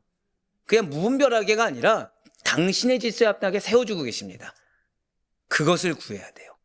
즉, 내 눈에 가려진 흑암이 빨리 벗어나게 해달라고. 문제가 아니라 저 하나님의 질서를 보게 해달라고 구해야 돼요. 잊지 마세요. 여러분의 기도 제목은 문제 제목이 아닙니다. 보지 못한 제목일 뿐이에요. 한번 더 고백하실까요? 지금 나는 보지 못할 뿐입니다. 그래서 이제 다윗의 시선은 자연스럽게 거대한 우주에서 이제는 기록된 하나님의 말씀으로 내 상황의 일상의 삶에서 기록된 하나님의 말씀이 율법으로 향합니다. 한번 저다가 고백하실까요? 문제가 보인다면 반드시 말씀으로 시선을 돌려야 합니다. 이거 기억하셔야 돼요. 지금 다윗이 우리의 상황을 해결하는 하나님의 능력을 경험하는 질서를 알려주고 있어요. 오늘 아마 지겹게 질서를 들으실 겁니다. 그것이 무엇입니까? 우주 만물. 내 상황을 보는 시선에서 어디로 돌렸다고요? 하나님의 율법으로, 말씀으로 돌렸어요. 그래서 1절부터 6절까지가 하늘에 나타난 하나님의 영광을 찬양했다고 한다면 7절부터 14절까지의 후반부는 하나님께서 주신 율법의 완전성과 그 율법이 인간에게 미치는 유익을 노래하고 있다는 거예요. 자, 오늘 두 번째 중요한 것이 나옵니다. 자, 첫 번째는 무엇이에요? 여러분들 기억하실 거 뭐라고요? 질서. 근데 기왕이면 어디에서의 질서? 누굽니까? 궁창. 근데 이 정도는 하산하면 안 됩니다. 왜냐하면 지금 중요한 게 또 나와요. 궁창 가운데, 궁창에서의 질서. 이걸 기억하셔야 돼요. 그래야 혼란스러운, 궁창 언제 세우셨다고요? 혼돈 가운데, 혼란 가운데 세우셨다. 이걸 기억해야 우리가 힘을 얻을 수 있습니다. 이걸 기억해야 내 감정, 간과 두 콩팥에 매이지 않을 수가 있어요. 자, 그래서 이제 다윗은 전반부에서, 즉 6절까지는 자, 요 차이를 그래서 원어로 보셔야 될 이유가 이거예요. 우주를 만드신 전능하신 하나님을 엘이라고 부릅니다. 엘. 우리가 뭐 엘샤다이 할 때 엘 있잖아요. 엘이라고 부릅니다. 언제까지요? 6절까지가. 그러다가 7절부터는 우리와 언약을 맺으신 친밀한 이름 여호와로 바꿔 부른다는 거예요. 이것이 매우 중요합니다. 시편 19편을 이해할 때, 우리가 은혜 받을 때 핵심 중에 하나가 바로 고백하실까요? 하나님의 이름이 바뀌었습니다. 바로 그거예요. 하나님의 이름이 바뀌었다는 겁니다. 아니요, 보여주시면 안 돼요, 아직. 예, 아직, 아니요, 지금 이게 좀 좋은 상황인 게 방송팀조차 은혜 받을 때가 있어요. 그 방송팀조차도 막 필기할 때가 있습니다. 지금 그때예요. 자, 지금 1절부터 6절까지 전반부하고 7절부터 14절까지는 보여주셔도 돼요. 그 다음에 L만 안 보여주시면 됩니다. L만. 네. 왜냐면 지금 아직 위에 걸 아직 다 안 쓰셨어요. 위에 거 아직 다 안 쓰셨어요.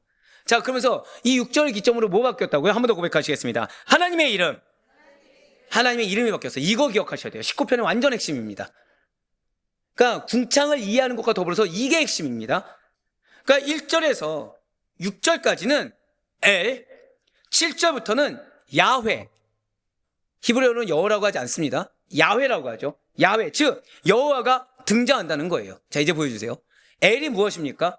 엘이 강한 자, 능력 있는 존재, 신이라는 일반 명칭이 엘입니다. 즉 지금 제가 어디에 강조점을 뒀죠? 일반 명칭이죠. 그럼 한번 퀘스천. 이 엘은 유대인만 썼을까요? 다른 민족도 썼을까요? 다른 민족 썼습니다. 맞아요. 즉 고대 근동에서도 사용되어진 이름이 이 엘입니다. 모든 사람이 인식할 수 있는 신이 엘이에요. 그래서 시편 19편에서 다윗은 1절부터 6절까지는 일반 계시, 일상생활에서도 우주 만물에서도 거기를 통해 드러나는 하나님의 능력을 상징하기 위해 우리 한번 더 고백하실까요? 질서의 하나님은 능력의 하나님입니다. 그래서 6절까지는 L을 사용해요. 질서에는 뭐가 있다고요? 능력이 있다. 그래서 아까 말씀드렸잖아요. 영향력이 있다. 지배력이 있다. 능력이에요. 한번 더 고백하실까요? 질서의 하나님은 능력의 하나님입니다. 이제 왜 우리가 말씀에 순종해야 되는지 아시겠죠? 말씀의 질서에 내가 순종하는 겁니다. 그게 능력을 받는 거예요. 그게. 그러니까 나에게 하나님이 말씀을 주셔서 순종하게 하는 거는 딱 하나예요. 거기에 능력이 있기 때문에. 예, 하나님의 질서에 순복하게 하기 위해. 그러니까 그래서 사단이 순종만큼은 계속 무던히도 이거를 부단히도 거부하게 만든 이유가 그겁니다. 질서에 뭐가 있다고요? 능력이 있기 때문에. 이거 옆에 있는 분한테 이렇게 인사하실게요. 질서에는 능력이 있습니다. 그래서 말씀에 순종하는 버릇을 습관을 들여야 되는 겁니다. 자, 그래서 1절부터 6절까지는 무엇을 사용했다고요? 질서의 하나님이 어떤 하나님이다? 능력의 하나님이다. 이걸 얘기해 주고 있어요. 그리고 야훼는 아시다시피 출애굽기 3장에 그 어원이 있습니다. 자, 이 야훼, 여호와는 뜻이 무엇이죠? 여러분들 퀴즈. 야훼, 여호와의 뜻 누굽니까? 오늘 곳곳마다 에이스들을 일부러 심어놓으신 것 같아요. 지금 되게 신기한 건 원래는 우리 아대표의 교회가 한 곳에 다 몰려 있습니다. 근데 지금은 여기서 한 번 맞추고 여기서 한 번 맞추고 여기서 한 번 맞췄으니 그 다음 번 여기네요 이제. 그 다음 번. 네, 자, 맞아요. 정확히는 나는 있다입니다. 나는 있다, 나는 존재한다, 이 뜻입니다. 그래서 스스로 존재하는 분, 변하지 않는 분, 언약을 지키시는 분, 이게 야훼입니다. 그래서 유대인들은 이스라엘과 관계 속에서만 사용되어지는, 한 번 더 고백하실까요? 약속의 하나님. 약속의 하나님이에요. 구속의 하나님이고 거룩하신 하나님. 왜죠? 이 이름을 읽지 못했죠. 뭐라고 했습니까? 야훼 대신에 아도나이라고 할 정도로 거룩한 이름이 야훼, 아도나이입니다. 즉 1절부터 6절까지는 모든 자, 일반 명칭이죠. 그래서 질서의 하나님이 능력의 하나님입니다. 근데 7절부터 14절까지 무엇입니까? 약속의 하나님, 구속의 하나님, 거룩하신 하나님. 자, 예배를 통해 뭐가 흘러나야 된다고요? 거룩과 정결. 이 말씀이 왜 중요하냐? 결국 마지막에 미리 말씀드린 다윗이 그걸 고백합니다. 내 삶을 통해 뭐가 흘러나길 원한다? 거룩과 정결이 흘러나길 원합니다. 레위기에서 한 고백을 그대로 하는 거. 그게 14절에서 나와요. 자, 이러한 엘과 여호와의 핵심 차이가 있습니다. 이 정도는 알아야겠죠? 바로 이러해요. 엘은 창조 속에 드러나는 능력의 하나님입니다. 능력의 신이죠. 근데 여호와는 어디서 드러나냐? 말씀과 관계, 약속에서 드러나는 언약의 하나님이십니다. 계시 방식은 엘은 자연 만물이에요. 이걸 좀 구분해 놓으시면 편합니다. 근데 여호와, 야훼는 어디서 계시한다고요? 항상 말씀입니다.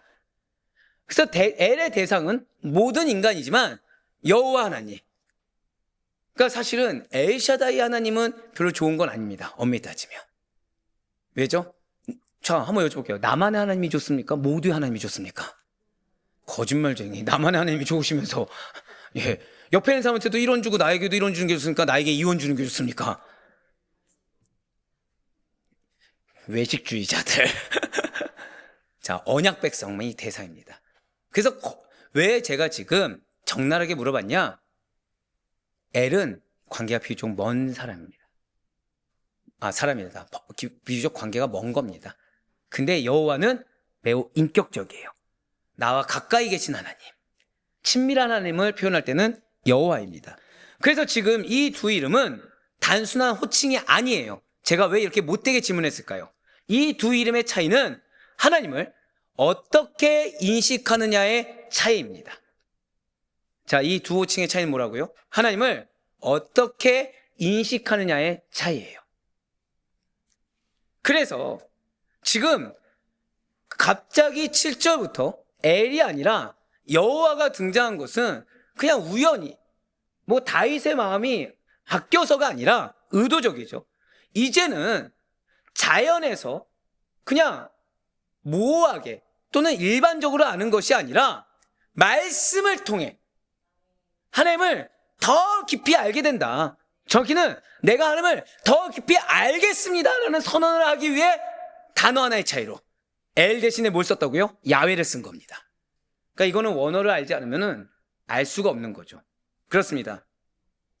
우주를 지으신 거대한 거인이 바로 나의 아버지가 되셔서 나를 생명의 길로 더 깊이 있게 알도록 인도하고 계십니다. 즉 나를 그냥 이 정도 선에서 멈추지 않게 하시고, 고백하실까요? 나를 성장하게 하시고 성숙하게 하시고 승리하게 하십니다. 자, 방금 마지막에 뭐라고 말씀드렸어요? 나를 성장하게 하는 이유가 뭐라고요? 성숙하게 하는 이유가 뭐라고요? 승리하게 하고 계십니다. 그래서 하나님을 알게 했다는 거예요. 말씀을 알게 했다는 겁니다. 여러분 이걸 기억하셔야 돼요. 하나님이 여러분에게 말씀을 알게 하는 이유, 반발하라고 알게 하는 게 아니에요. 하나님을 더 깊이 있게 만나라는 겁니다. 도피하라고 알게 하는 게 아니에요. 깊이 있게 알고 승리의 길까지 질서의 하나님에 따라 나아가라는 겁니다. 지금 신학적으로 그래서 전반부인 1절부터 6절까지는 만물에 깃든 일반 계시를 계속 보여주셔야 돼요. 후반부인 7절부터 14절까지는 기록된 말씀인 그 특별 계시를 지금 찬양하고 있는 겁니다. 전반부에 그래서 1절부터 6절까지의 주인공이 온 세상을 비추는 태양이라고 한다면 7절부터 14절까지는 우리의 영혼을 비추는 말씀이라는 거예요. 즉 염대상 가운데 상황보다 뭐가 더 중요하게 된다고요?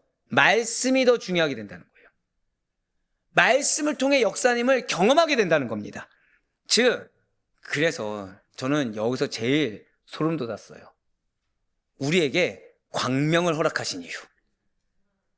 이게 근데 제 말이 아닙니다. 이게 여러분. 이게 진짜 제가 광명에 라임을 맞추기 위해서 한 게 아니라 진짜 이거 여러 허다한 주석에 들어있는 말이에요. 그래서 그대로 한번 차용해 봤습니다. 즉 태양이 자연계를 비추는 광명이라고 한다면 하나님의 율법, 말씀은 우리의 어두운 영적 세계를 밝히는 영원한 광명이 된다는 겁니다. 주 우리에게 광명을 왜 허락하셨어요? 여러분들에게 말씀으로 여러분들의 삶이 밝혀주기 위해서.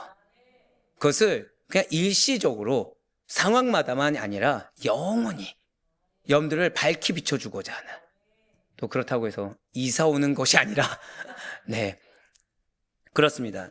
태양의 온기를 피할 생명체가 없듯이 하나님의 말씀의 통치를 벗어날 영혼은 존재할 수가 없습니다. 자연을 통해 하나님을 느끼는 영적 안목이라는 것은 말씀을 통해 하나님을 만나는 영적 지혜와 만날 때 비로소 완전해지는 법입니다. 한 번 더 고백하실까요? 영적 안목이 뜨여야 합니다. 근데 하나님께서 영적 안목이 트이는 것, 눈이 떠지는 것에 더해서 지금 무엇을 키워야 된다? 고백하시겠습니다. 영적 지혜. 이게 감사하면서도 제가 불안한 거예요. 무슨 얘기죠 지금? 이미 하나님의 시간은 운행된다고 계속 말씀드렸었습니다. 지금 하나님 우리에게 어느 수준을 요구하고 계시다고요? 이제는 믿음의 눈이 열리는 것에 더해서 지혜까지 성장해야 된다는 겁니다. 지금 성장해야 될 시기가 왔다는 거예요. 왜요? 하나님은 여러분들과 완벽하게 만나기 원하십니다. 하나님 염대삼음 가운데 완전한 당신의 질서로 재구성하기를 원하신다라는 거예요. 왜죠? 하나님의 영광이 드러난 상황이라는 것이, 잘 기억하셔야 돼요.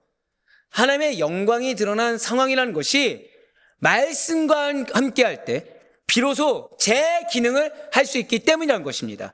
왜냐하면 자연을 보고 상황을 보고 창조주를 막연하게 경외하던 우리가 말씀을 통해 그분이 나의 구원자가 되심을, 말씀을 통해 그분이 나의 질서자이자 설계자이자 구속주의자 능력자가 되심을 더 깊이 있게 깨닫게 되기 때문이라는 거죠. 그리고 이 두 계시의 빛이, 즉 영적 안목과 영적 지혜의 빛이 함께 합쳐질 때 우리의 무너진 영혼이 다시금 온전하게 세워지게 된다는 거, 우리의 무너진 상황이 다시금 온전하게 세워진다는 사실을 잊지 마시라는 거예요. 한번 더 고백하실까요? 나의 영적 안목이 트여야 합니다. 나의 영적 지혜가 함께해야 합니다. 바로 그게 중요해요.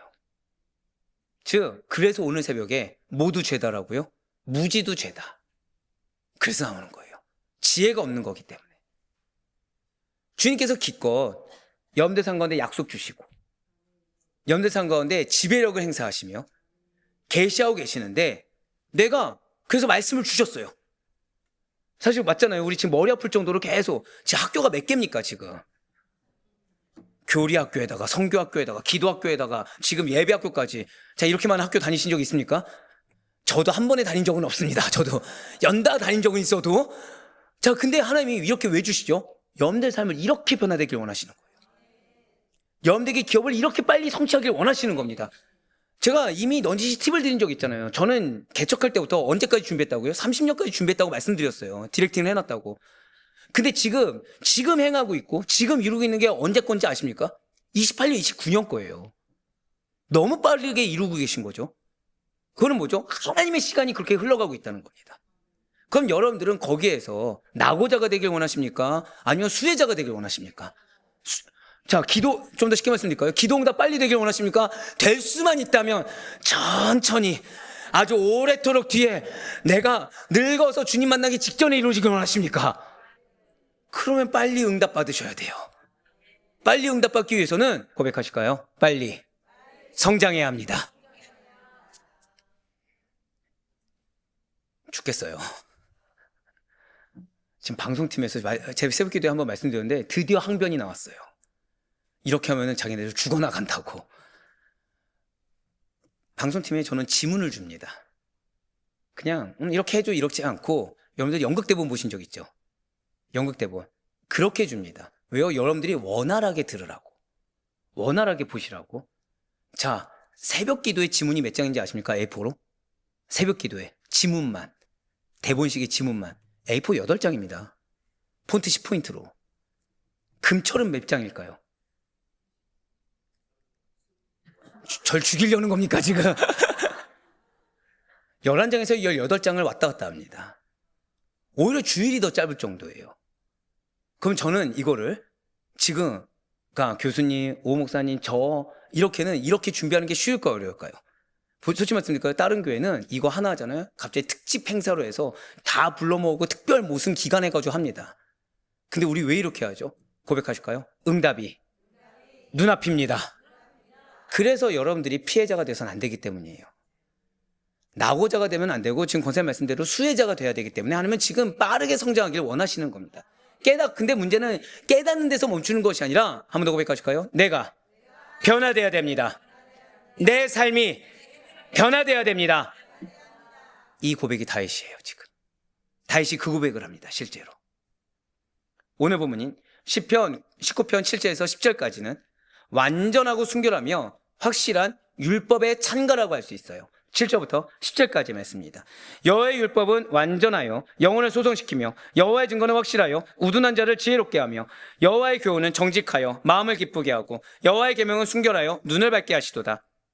여호와를 경외하는 도는 정결하여 영혼까지 이르고 여호와의 법도 진실하여 다 의로우니 금 곧 많은 순금보다 더 사모할 것이며 꿀과 송이꿀보다 더 달도다. 아멘. 자, 지금 중요 표시가 있습니까 없습니까? 지금 보시면 왜일까요? 맞아요. 다 빨간색으로 하느니 차라리 이렇게 보여주는 게 낫기 때문입니다. 스크린에 표를 참고하시면 좋을 것 같아요. 자, 지금 다윗이 여호와의 율법이 가진 6가지의 완전한 효능을 이렇게 노래하고 있는 겁니다. 첫 번째로 여호와의 율법은 완전하여 영혼을 소성케 한다는 거죠. 세상의 것은 여러분들을 지치게 한다는 거예요. 하지만 말씀은 죽어가는 영혼에게 다시 생기를 불어넣는다는 거죠. 뭘 얘기합니까? 고백하시겠습니다. 말씀은 완전합니다. 말씀은 회복을 줍니다. 그걸 얘기하는 거예요. 두 번째로 여호와의 증거는 확실해서 우둔한 자를 지혜롭게 합니다. 그래서 인생의 갈림길에서 방황할 때 말씀은 명확한 나침반이 되는데, 여기서는 그 말씀은 지혜롭다? 아니요. 고백하실까요? 명확함. 아주 확실하고도 명확하게 지혜를 준다는 거예요. 그러니까 모를 수가 없다는 겁니다. 한마디로 말씀은 내가 몰라서 그랬습니다라고 할 수가 없다는 거예요. 너무나도 명확하기 때문에, 그래서 결국에는 오늘 새벽에 뭐라고 했죠? 무지와 더불어서 뭘 하지 말라? 도피를 하지 마라. 도피 왜 하죠? 아니까 도피하는 거예요. 그거는. 세 번째로 여호와의 교훈은 정직하여 마음을 기쁘게 합니다. 어떤 정직이요? 고백하시겠습니다. 신뢰할 만한 정직. 그러니까 거짓된 이 세상 가운데 말씀만이 우리의 상처 입은 마음에 참된 평안을 더해 기쁨까지 준다는 겁니다. 자, 그러면서 넷째, 여호와의 계명은 순결해서 눈을 밝게 하는데 뭐를 열어준다고요? 고백하실까요? 영적인 안목. 영적인 안목을 열어줄 만한 순결성입니다. 그러니 그걸 바라보는 나도 어떻게 되죠? 순결해야 되는 거예요. 그래서 예배에는 뭐가 흘러나온다? 정결과 거룩이 흘러나온다는 게 그거예요. 결국 예배를 통해 뭐가 트인다? 영적 안목이 트인다는 겁니다. 그런데 여기서 하나님은 말씀의 응답받기 위해 뭐까지? 예배 가운데, 말씀 가운데 나의 영적 지혜를 성장시켜 주시옵소서. 거기까지 간다는 거예요. 그래서 다섯 번째, 여호와의 경외에도. 자, 그러니 지금 여러분들은 이 말씀에 압도돼야 되는 겁니다. 흔한 말로 소름 돋을 정도로 압도돼야 된다는 거예요. 왜요? 정결해서 영원까지 이르게 하기 때문에. 중간에 걸림이 있다 없다? 압도됐는데 걸림돌이 있을 게 뭐가 있겠습니까? 걸림돌이 없이 우리로 하여금 영원까지 이르도록 정결하게 만든다는 거예요. 그래서 여호와의 법도는 진실하기 때문에 모두 다 판단할 것이 없어요. 내가 선택할 것이 없어요. 모두 다 의롭습니다. 고백하실까요? 말씀은 유일한 진리 그 자체입니다. 다른 것이 진리될 수 없어요. 그래서 아디아포라가 안 되는 겁니다. 말씀만이 진리 본질인 거예요. 이거 언제 들었죠? 바로 주일날 들었죠. 말씀드렸잖아요. 2주 동안 오늘 말씀을 해서 주님께서 지금 사전에 준비 단계를 거치셨다고. 지금 빌드업을 딴 걸로 하지 않으셨어요. 2주간의 말씀을 통해서 여러분들 오늘 말씀을 통해 하나님 여러분들 성장하길 원하시고, 여러분들의 영적 지혜가 정말 이렇게 지금 정도로 무지한 단계가 아니라 오히려 성장 성숙해서 하나님의 뜻을 곳곳마다 분별하고 은혜를 받기를 원하신다라는 거예요. 이 말씀의 가치를 아는 사람이 바로 10절의 고백을 하면서 말씀을 사모할 수밖에 없다는 겁니다. 이 말씀의 가치 누가 아는 것입니까? 10절 한 번 더 보시겠습니다. 금 곧 많은 순금보다 더 사모할 것이며 꿀과 송이꿀보다 더 달도다. 아멘. 뭐 이거는 설명도 필요 없죠. 지금 하나님의 말씀이 최고의 재물보다 더 가치가 있다는 겁니다. 또한 하나님의 말씀이 가장 큰 인간적인 즐거움, 우린 꿀에 대해서 들었잖아요. 왜 누룩과 꿀을 넣지 말라고 했죠? 인간적인 감각적인 즐거움이 있잖아요. 그러한 감각적인 즐거움보다, 그래서 지금 송이꿀도 넣는 겁니다. 송이꿀은 자연산입니까? 인공 감미료입니까? 자연산이죠. 그러니까 인간이 느낄 수 있는 감각적인 것과 자연적인 즐거움을 다 포함해도 말씀보다는 기쁘지 않다는 거예요. 무엇입니까? 말씀은 꼭 필요하고 동시에 기쁨이 되는 거라는 겁니다. 거꾸로 말씀드릴까요? 하나님은 여러분들이 말씀의 기쁨을 누리기 원하세요. 질서에 순복하기 원한다. 말씀의 기쁨을 누려야 됩니다. 자, 이제 왜 이 정도까지 준비시키는지 아시겠죠? 이유는 하나예요. 여러분들 깨달으면 기쁘십니까? 안 기쁘십니까? 솔직히 여러분들 학교 가서 공부하려면 공부 어떻게 열심히 필기하고 잘하셨습니까? 아니면 그 정도는 아니셨습니까? 감사해요. 뭐라 완곡한 표현 말이 생각이 안 나서 그 정도는 아니었어요. 그런데 지금 이렇게 설교 말씀을 막 열심히 쓸 정도로, 와, 이런 뜻이어서 깨달을 정도로 말씀이니까 가능한 거예요. 지금 하나님은 여러분들이 왜 깨달음을 주시냐? 말씀의 기쁨을 누리길 원하세요. 왜요? 그래야 행하거든요. 말씀엔 질서가 있습니다. 근데 그 질서는 우리를 구속하는 것 같고, 내가 왜 이렇게까지 순종해야 돼? 왜? 나는 분명히 이렇게 알았는데 왜 이렇게 해야 돼? 그러니까 아디아포라를 주장하고 싶을 때도 말씀은 그게 틀렸다고 나를 촘촘할 정도로 압박하는 거. 그 이유는 하나예요. 기쁨을 누리게 하기 위해서. 왜 기쁨이 되죠? 고백하시겠습니다. 약속은 반드시 성취됩니다. 그래서 기뻐할 수 있는 거예요. 하나님을 진심으로 사모하는 사람, 아니 좀 더 적나라하게 은혜를 정말 사모하는 사람이라면 말씀을 사모할 수밖에 없습니다. 자, 은혜를 사모하면 뭘 사모할 수밖에 없다고요? 말씀을 사모할 수밖에 없어요. 그러니까 내가 말씀을 사모하지 않고 나는 축복을 바란다. 이거는 진짜 은혜를 사모한 게 아니라 나는 지금 우상 숭배를 사모한 거랑 똑같습니다. 즉 어느 시대 사람들이요? 열왕시대 때 맘몬과 바알과 아세라를 같이 섬겼던 그 유대인과 동일하게 그냥 축복을 준다고 한다면 어느 길이든 선택할 수 있는 거예요. 하지만 진짜 은혜를 사모하는 사람이라고 한다면 말씀을 사모하고 하나님 주신 깨달음과 질서에 순복할 수밖에 없다는 거예요. 왜요? 신뢰하기 때문에. 왜요? 그 깨달음의 가치가 얼마나 대단한 건지를 알기 때문에. 제가 우리 장로님들 정말 감사한 게 있어요. 우리 장로님들 같은 경우에 제가 왜 이렇게 특별히 말씀을 많이 증거할 때 있잖아요. 연락을 안 하십니다. 왜죠? 이 가치를 아시기 때문에.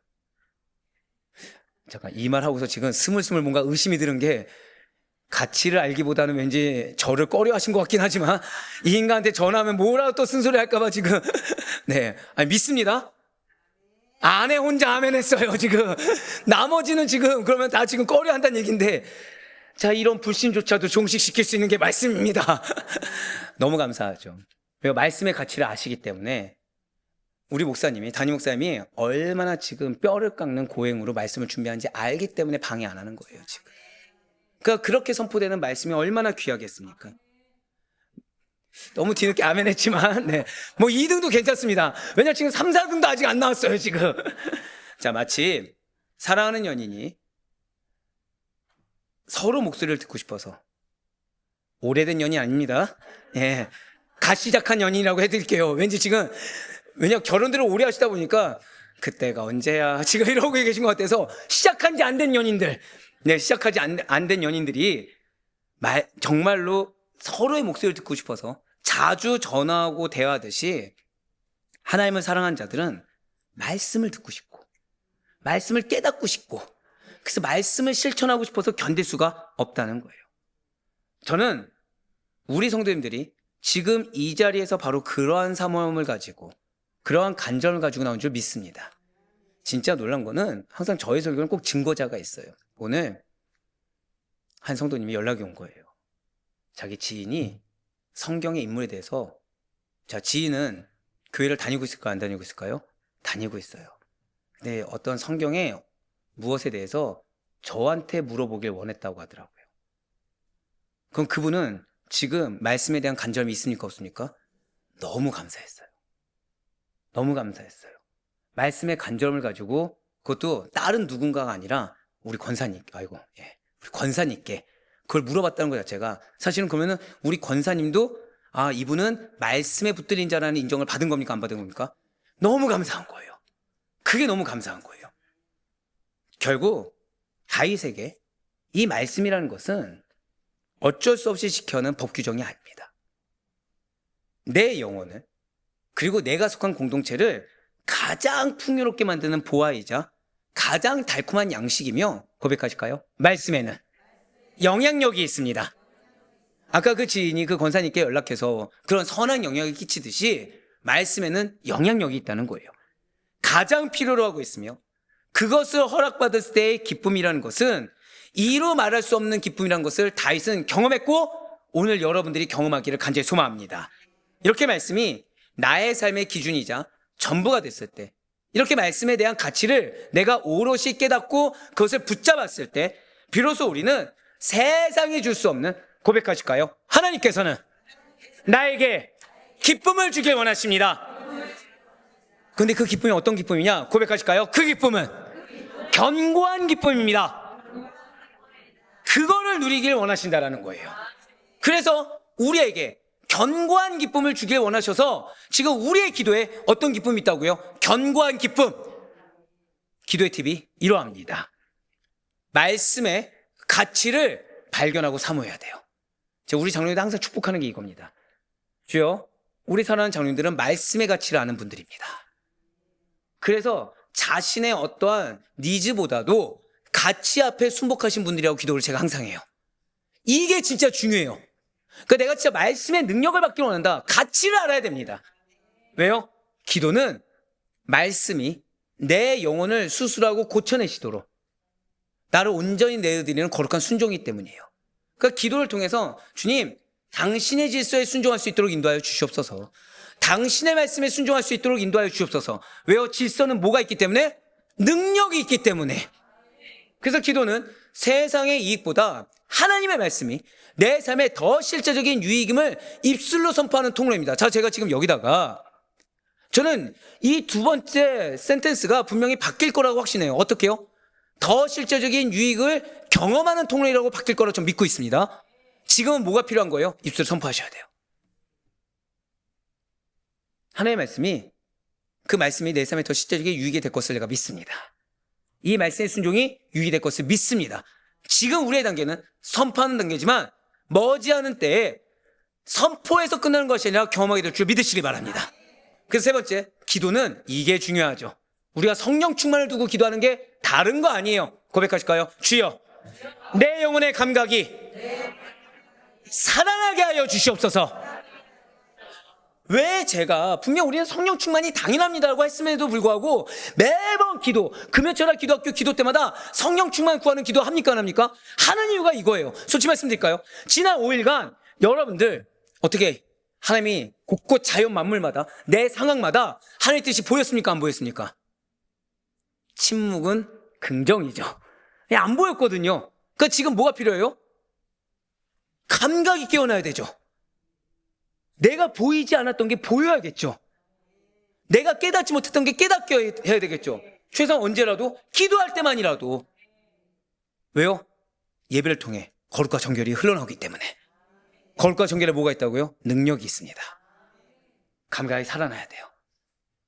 그랬을 때 말씀의 달콤함을 경험하게 해달라고. 성령님의 도우심을 구하는 간구가 돼야 된다는 거죠. 이제 마지막으로 다윗은 그 완전한 율법 앞에 서 있는 자신을 돌아봅니다. 이 구조가 어마어마해요, 진짜. 이 구조는 결국 여러분들의 구조가 될 것이고 하나님 원하시는 구조입니다. 자, 지금 첫 번째 단계에서 무엇을 바라봤습니까? 상황을 바라봤어요. 두 번째는 상황을 보는 눈을 어디로 돌렸습니까? 말씀으로 돌렸습니다. 자, 지금 세 번째는 다윗이 무엇을 하고 있다고요? 자신을 돌아보고 있습니다. 한 번 더 고백하실까요? 나의 삶에 반드시 역사하십니다. 그렇습니다. 말씀이 완벽하면 완벽할수록 인간의 불완전이라는 것은, 불완전함이라는 것은 더 선명하게 드러납니다. 그래서 여기서 다윗은 두 가지 차원의 기도를 드린다는 거예요. 예, 맞습니다. 이 정도 오면 시간이 10시가 넘을 걸 알았어요. 그래서 요약해서 드리겠습니다. 먼저는 절대 의존의 호소를 드리는 거예요. 이거는 11절부터 13절까지의 말씀입니다. 11절부터 13절까지의 말씀을 통해 절대 의존의 호소, 이 기도를 드려요. 그러니까 말씀을 통해 상을 얻기도 하지만 동시에 자신의 한계를 깨닫기도 한다는 거죠. 거꾸로 얘기하면 말씀을 통해서 여러분들 거북스러울 때 있잖아요. 그러니까 내 한계가 느껴지고 내 뭔가 죄성이 발견될 때 있죠. 그게 뭐라고요? 동시에 다른 한 면에서는 상이 있다는 거예요. 자, 좀 더 쉴게요. 징계의 말씀, 거북스러운 말씀, 불편한 말씀, 그 이면에 뭐가 있다고요? 반드시 상이 있습니다. 12절에 붉은색으로 표현된 부분을 한번 보시길 바라요. 자기 허물을 능히 깨달을 자 누구리요? 지금 12절은 말씀 앞에서 자신을 돌아보는 전환점입니다.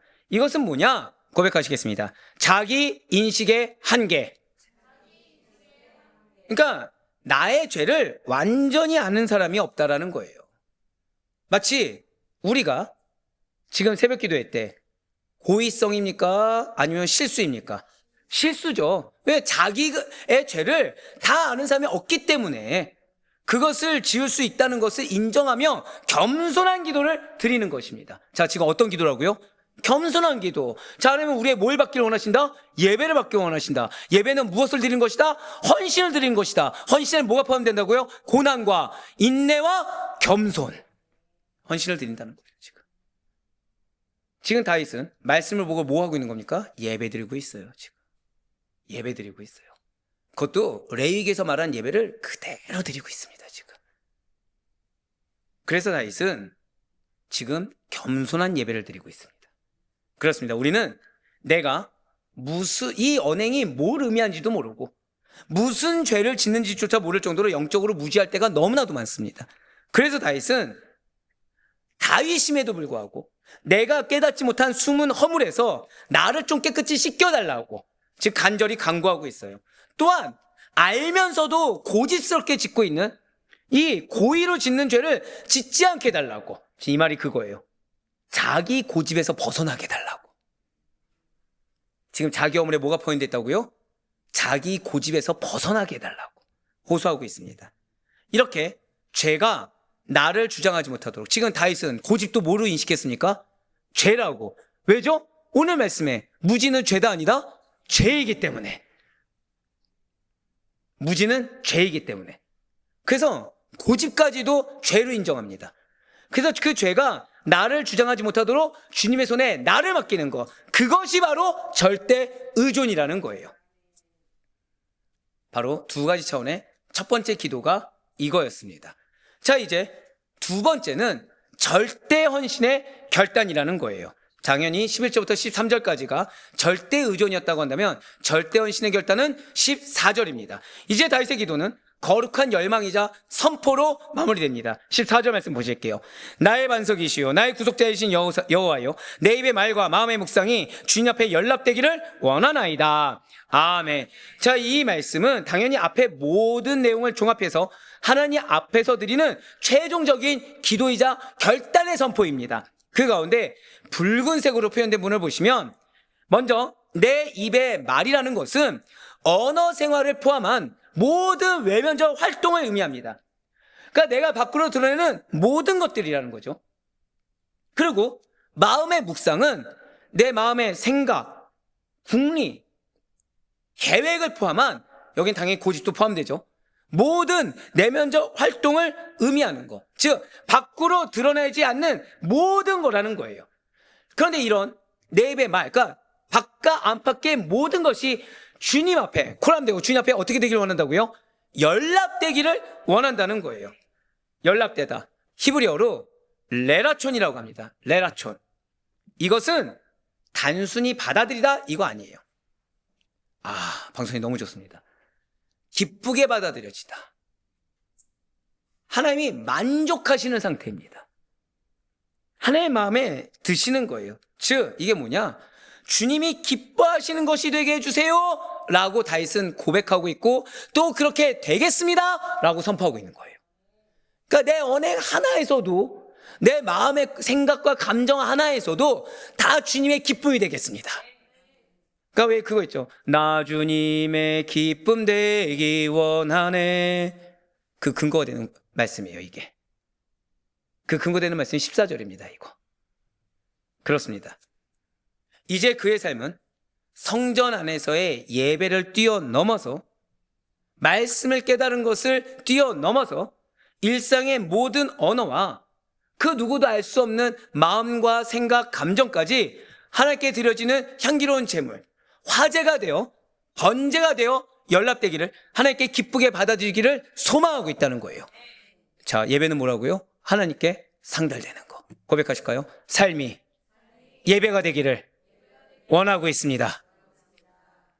바로 이것이야말로 하나님을 나의 반석으로 삼고 나를 건지신 구속자로 인정하는 사람만이 드릴 수 있는 최고의 헌신, 즉 최고의 예배이자 승리의 비결, 응답의 비결이 되는 것입니다.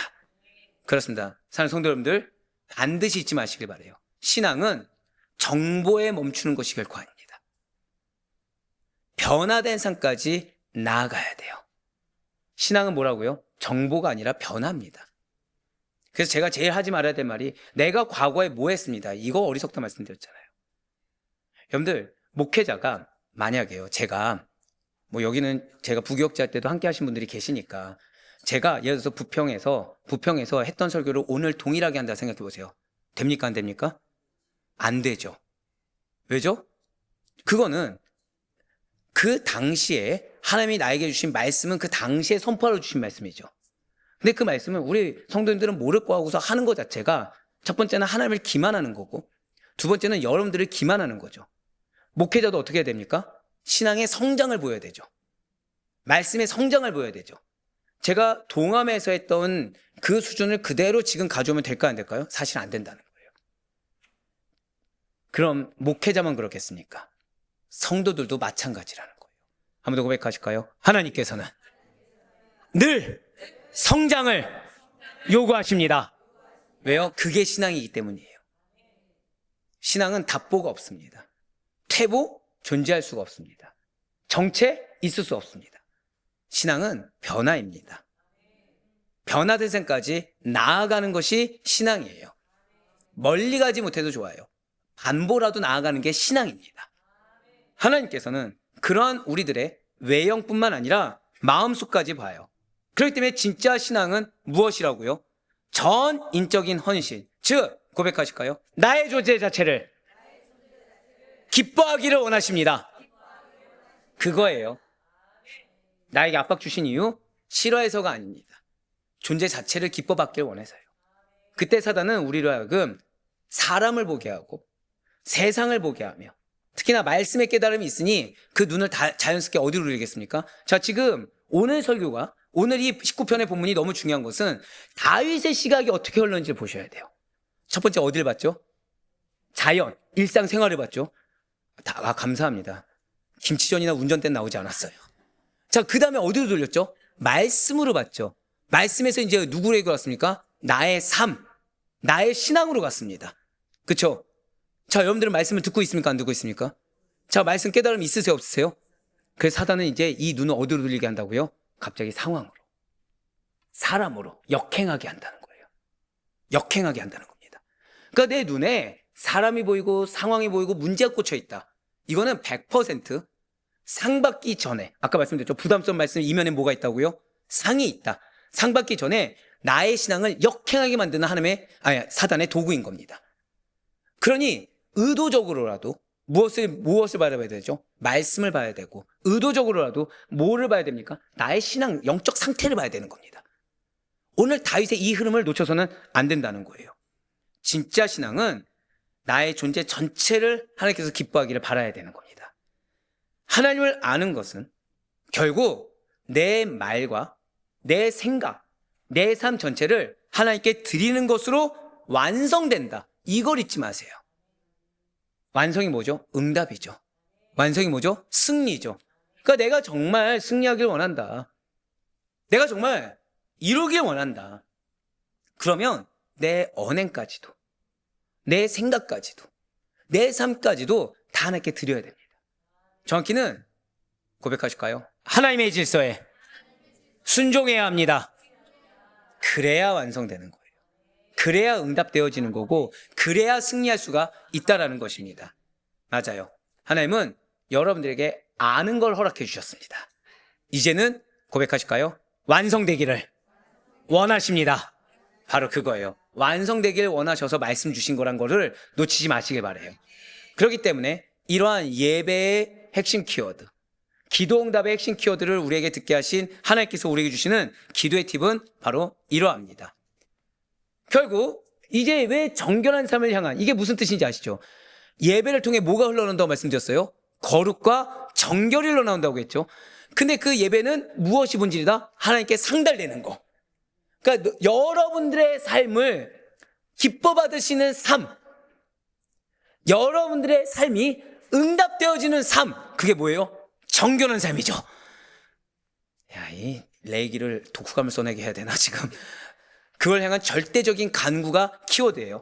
그래서 기도는 뭡니까? 내 의지로, 사실 제가 죄라고 했지만 원래 쓰고자 하는 건 그거예요. 내 의지로 뭔가 이겨보려고 하는 것이 아니라, 무언가를 내 직성대로 해보려고 하는 게 기도가 아니라 주님의 통치를 구하는 겁니다. 자, 이제 통치에는 뭐가 포함되는 거 이제 아시겠죠? 통치에 뭐가 포함되니까? 이럴 줄 알았어요. 능력만 나올 줄 알았습니다. 능력은 어디서 나온다고요? 감사합니다. 질서. 제가 하나님의 질서에 순복하라. 보이지 않는 마음까지도 주님이 보고 계심을 의식하며 정직하게 대하라. 즉 정직하게 기도해야 됩니다. 그리고 나를 씻기시고 다시 세우시는 구속자 하나님을 신뢰하며 다윗과 같이 일상의 예배자로 결단하는 게 기도입니다. 자, 이러한 시편 19편은 그래서 우리를 절망과 소망 사이로 인도하고 있어요. 제가 지금 소망으로가 아니고 어디 사이요? 절망과 소망 사이로 인도합니다. 전 여러분들이 절망에 머무르는 것이 아니라 모두 다 소망의 기쁨으로, 소망의 활력으로 마치 태양과 같이 나아가기 소망합니다. 무슨 말씀입니까? 율법의 완전한 앞에, 그 말씀의 무게 앞에 우리는 나의 불완전함을 보고서 절망할 수 있습니다. 하지만 그 율법을, 그 말씀을 온전히 이루신 예수 그리스도 안에서 소망을 발견할 수가 있다라는 거예요. 왜입니까? 예수님께서는 하나님의 영광을 가장 선명하게 나타내신, 한번 고백하실까요? 살아있는 계시 그 자체가 되시기 때문이라는 거예요. 성육신하신 말씀 그 자체가 곧 예수 그리스도이신 것입니다. 하늘이 영광을 선포하듯이 예수님께서는 이 땅에 오셔서 하나님의 사랑과 그분의 공의, 그분의 은혜를 몸소 보여주셨어요. 또한 다윗이 노래한 영혼을 소성케 하고 지혜롭게 하는 말씀은 곧 예수 그리스도 자신이십니다. 우리가 말씀을 읽을 때 정확히는 고백하실까요? 주여, 나는 말씀을 받아들이겠습니다. 그렇게 할 때 영혼이 살아나는 이유는 이 말씀 속에서 내가 선포한 그 사이에, 나도 모르는 사이에 생명의 주인 되시는 예수 그리스도를 만날 수 있기 때문에 사실을 잊지 마시길 바래요. 무엇보다 예수님께서는 다윗이 간구했던 숨은 죄악에서, 숨은 어물에서 나를 깨끗하게 하여 주시옵소서, 이 기도의 최종 응답이 예수 그리스도시라는 거죠. 그렇습니다. 우리의 모든 어물과 우리의 고범죄, 알고 지은 죄, 이거를 십자가에서 대신 짊어지셨어요. 그래서 우리를 연락될 만한 존재로 만들어주셨습니다. 한 번 더 고백하실까요? 지금 나는 연락될 만한 존재입니다. 그래서 그에 합당한 예배를 드리라는 거예요. 예배가 뭐라고요? 하나님께 상달되는 거. 이거는 연락될 만한 존재가 드릴 수 있는 게 예배입니다. 그래서 우리는 바른 예배만 드리면 상달된다는 거예요. 상달된 예배 은혜 주십니다. 상달된 예배는 상급에 있습니다. 이제 우리는 율법의 정죄 아래 떠는 죄인이 아니라 반석이신 그리스도 위에서 하나님의 기쁨이 된 자녀로 살아갈 수가 있다는 거예요. 한 번 더 고백하실까요? 나의 삶은 기쁨의 삶입니다. 나의 삶은 생명력 넘치는 활력의 삶입니다. 마치 누구처럼요? 태양과 같이 그렇게 운행하고 계시기 때문에 그 하나님의 허락받은 성도 역시도 그렇게 살아갈 수가 있다는 거예요. 오늘 우리가 드리는 입술의 말과 마음의 묵상은 오직 예수 그리스도의 보혈만을 의지하고 그분 앞에 자복할 때 하나님 앞에 아름답게 연락될 수 있어요. 성찬이 바로 그겁니다. 주여, 부정했던 나의 말과 나의 행동과 나의 마음을 이 시간 깨끗게 하여 주시고 다시 한 번 더 나를 받아 주시옵소서. 이게 성찬이요. 그러한 우리들의 삶은 반드시 변화되고 세워지게 되는 것입니다. 그래서 최종적으로 우리에게 주시는 기도의 팁은 바로 이러합니다. 나를 정결케 하신 예수를 끝까지 바라보셔야 돼요. 그래서 기도는 내 허물을 씻기는 힘이 율법이 아닌, 정확히는 나의 어떠함이 아닌 십자가 보혈에 있음을 믿고 간구하는 겁니다. 끝까지 예수 그리스도의 보혈의 빚진 자로서 간구하는 게 기도예요. 그래서 기도는 성육신하신 예수님께서 내 삶의 주인이 되셔서 나를 다스려 주소서. 그러니까 기도는 제발 주님 나를 다스려 주소서. 근데 어떤 하나님이라고요? 질서의 하나님. 당신의 질서로 나를 다스려 주시옵소서. 그래서 기도는 내가 하나님께 열대는 근거가 다른 데 있는 것이 아니라 나의 어떠한 자랑이나 공로가 아니라 내 안에 그리스도의 의라는 사실을 깊이 감사하는 고백이 되는 시간인 거지. 죄송하지만 깨닫는 시간도 아니에요. 이미 아는 거를 고백해야 되는 시간입니다. 사울 아드포의 성도 여러분들, 시편 19편은 거대한 우주의 신비에서 시작해서 결국 무엇입니까? 우리 마음에 가장 깊은 골방의 고백, 우리 삶의 고백으로 마무리되는 위대한 신앙의 여정입니다. 바로 이 시편 19편에는 무엇이 하나님께 상달되고 무엇이 응답되어지며 어떻게 변화되었는지를 그 신앙의 흐름을 보여주고 있어요. 쉽게 말씀드릴까요? 자연 만물에서, 일상의 삶에서, 말씀으로, 말씀에서 내 영혼의 상태로, 일반 계시에서 특별 계시의 고백이 결국 개인의 응답까지 이루어진 놀라운 간증이 시편 19편이요. 이 간증이 하나님이 여러분들에게 원하는 간증인 줄 믿으시기 바랍니다. 분명 다윗은 광활한 하늘을 바라보며 창조주의 영광을 읽을 수가 있었어요. 자신의 일상을 둘러싼 일상을 보면서 주님의 섭리를 발견할 수 있었어요. 기록된 그 율법을 거기서 멈추지 아니하고 기록된 율법을 다시 한 번 더 묵상하면서 나의 영혼을 살리시는 하나님의 세밀한 손길도 경험할 수 있었습니다. 고백하실까요? 주님께서는 바로 내가 경험하길 원하십니다. 그거예요. 우리의 기도를 통해서 여러분들이 경험하길 원하세요. 나를 얼마나 세밀하게 터치하고 계시는지, 나를 얼마나 지금 하나님께서 포기하지 않고 계시는지, 그런 나를 얼마나 기뻐받기를 원하시는지. 그래서 오늘 새벽이 중요한 거예요. 뭐가 죄다? 무지가 죄다. 뭐 하지 말라? 도피하지 마라. 다윗은 지식으로 하나님을 안 것이 아닙니다. 말씀이 내 영혼을 소성시키고 내 눈을 밝히는 실제적인 생명의 힘과 능력이 됨을 평생의 삶으로 그래서 증명해내었습니다. 우리 인생도 마찬가지예요. 우리 인생은 기준이 흔들리고 방향을 잃어버려서 내면이 어지러워지는 순간, 제가 잘 쓰는 표현이죠. 마음이 어렵다. 마음이 어려워지는 순간이 반드시 찾아옵니다. 우리는 그때마다 내 신앙생활이 무색할 만큼 업앤다운을 반복합니다. 그러다 보니 하나님 원하시는 기준은커녕 계속 뭐만 헤매죠? 광야만 헤매게 됩니다. 그래서 나의 신앙이라는 것은 점점 피폐해져 가고, 그러다 보니 이래봤자 소용없어라는 사단의 미혹에 나도 내몰린 상태에서 성장은커녕 오히려 애굽으로 돌아가는 안타까운 상황을 우리는 나도 모르게 맞이하게 됩니다. 세상의 소리가 너무 크다 보니까 하나님의 음성 들리지도 않아요. 근데 나의 연약함, 내 마음의 허물이 나를 짓눌러 버려서 기도의 문조차 막혀버릴 때도 있다는 거죠. 그러니까 이전에는 기도가 원활했는데 지금은 기도를 1분 하는 것조차 힘들 때도 존재한다는 거예요.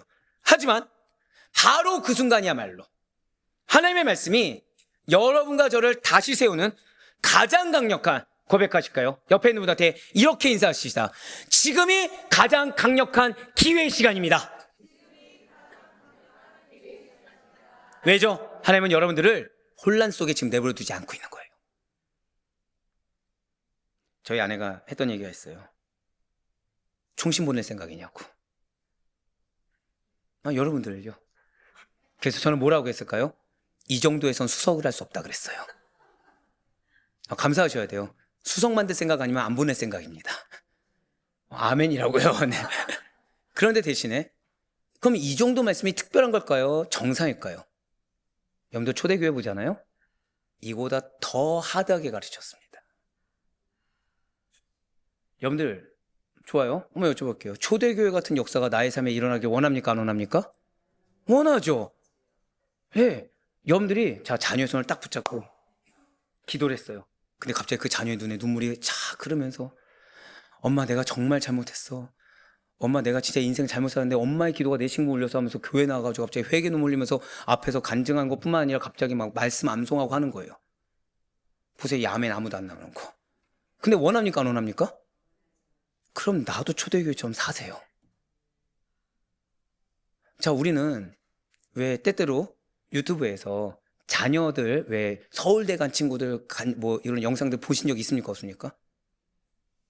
그것까지 기대 안 하시는군요. 네. 근데 왜 이렇게 하면 뭐 자녀가 공부한다 뭐 이럴 수 있잖아요. 네. 죄송합니다. 예. 관심 없다고 하면서 저 쇼츠를 본 적이 있어요. 근데 보고서 제가 느낀 건 뭐죠? 자, 제가 만약에 한번 드릴 말씀이 있을 거예요. 충영교회에서 했던 걸 여기서 가져와서 하면 됩니까? 안 됩니까? 왜죠? 여러분들은 충영교인이 아니라 아델포의 교인이기 때문이에요. 아까 제가 말씀드렸잖아요. 부평에서 설교한 내용을 여기서 가져와서 할 수가 없다고. 왜요? 그거는 부평교회 성도님들한테 한 거지 여러분들의 말씀이 아니거든요. 자, 근데 우리는 그걸 보면서 공부 잘하는 사람들이 이렇게 하는구나를 인지합니까? 안 합니까? 하죠. 그럼 내 자녀가 최소한 공부를 잘하려면 지금 하고 있는 고집대로 해야 됩니까? 그 사람이 한 길대로 따라가야 됩니까? 최소한 따라갈 수 있어야겠죠? 그게 길이니까. 맞아요. 하나님이 여러분들에게 깨워주시는 이유, 말씀을 깨닫게 하는 이유는 이게 과한 게 아니라 이 정도를 해야 되기 때문입니다. 내 삶에 내가 이 정도 깨달음이 있어야 되고, 이 정도면 총신 신돈, 진짜 공부하시는 분들, 예, 제 주변에 있잖아요. 천재과들이 있습니다. 예, 지금 뭐 다 어차피 교수님이시니까 성을 얘기하면 다 알 것 같아서 얘기 못하고, 그분들, 우리 아직 더 멀었습니다. 근데 이 정도 해야 응답됩니다. 이 정도 깨달아야 감동 오고, 이 정도 깨달아야 감동에서 더해서 실천되고, 실천돼야 실천된 나의 삶을 보고 주변이 도전받고, 도전받아야 움직임이라도 시작되는 겁니다. 맞아요. 하나님의 말씀이 지금 바로 그 순간, 내 마음을 어렵게 한 그 순간, 말씀이 내려진 그 순간이, 한 번 더 고백하실까요? 나를 세우는 가장 강력한 기회의 시간입니다. 진짜 감사해야 될 거는 하나님 여러분들을 혼란 속에 내버려 두신 것이 아니에요. 그분께서는 완전한 말씀으로 우리를 깨워주고 계시고 순결한 계명으로 우리가 걸어갈 길을 당신의 질서로 비춰주고 계십니다. 이제 우리의 기도는 그래서 단순한 문제 해결을 넘어서 나에게 매인 것에서 뛰어넘어서 내 존재의 중심이 고백하실까요? 내가 먼저 변화되어야 합니다. 내가 먼저 성장해야 됩니다. 마지막 한 번 더요. 그래서 지금 결단하며 선포해야 합니다. 바로 그렇게 나아가는 줄 믿으시길 바랍니다. 주여 나의 반석이시여 구속자이신 주님 앞에 내 입의 말과 마음의 묵상이 향기로운 제물로 드려질 수 있도록 내 삶이 주님께서 흠양하시는 화제가 될 수 있도록 기뻐받아 주시옵소서. 그래 바로 그는 바로 이 간절한 소망이 매 주마다 아니 매 하루마다 염대의 삶을 떠받치는 기둥이 될 수 있기를. 그래서 염대의 삶이 주님께서 기뻐받으시는 매일 성장하는 예배의 삶이 되어서 왜 이 소망이 왜 이 말씀이 응답이 되는지를 누구나 다 경험할 수 있는 간절히 통로된 우리가 되기를 주님의 이름으로 간절히 축원합니다.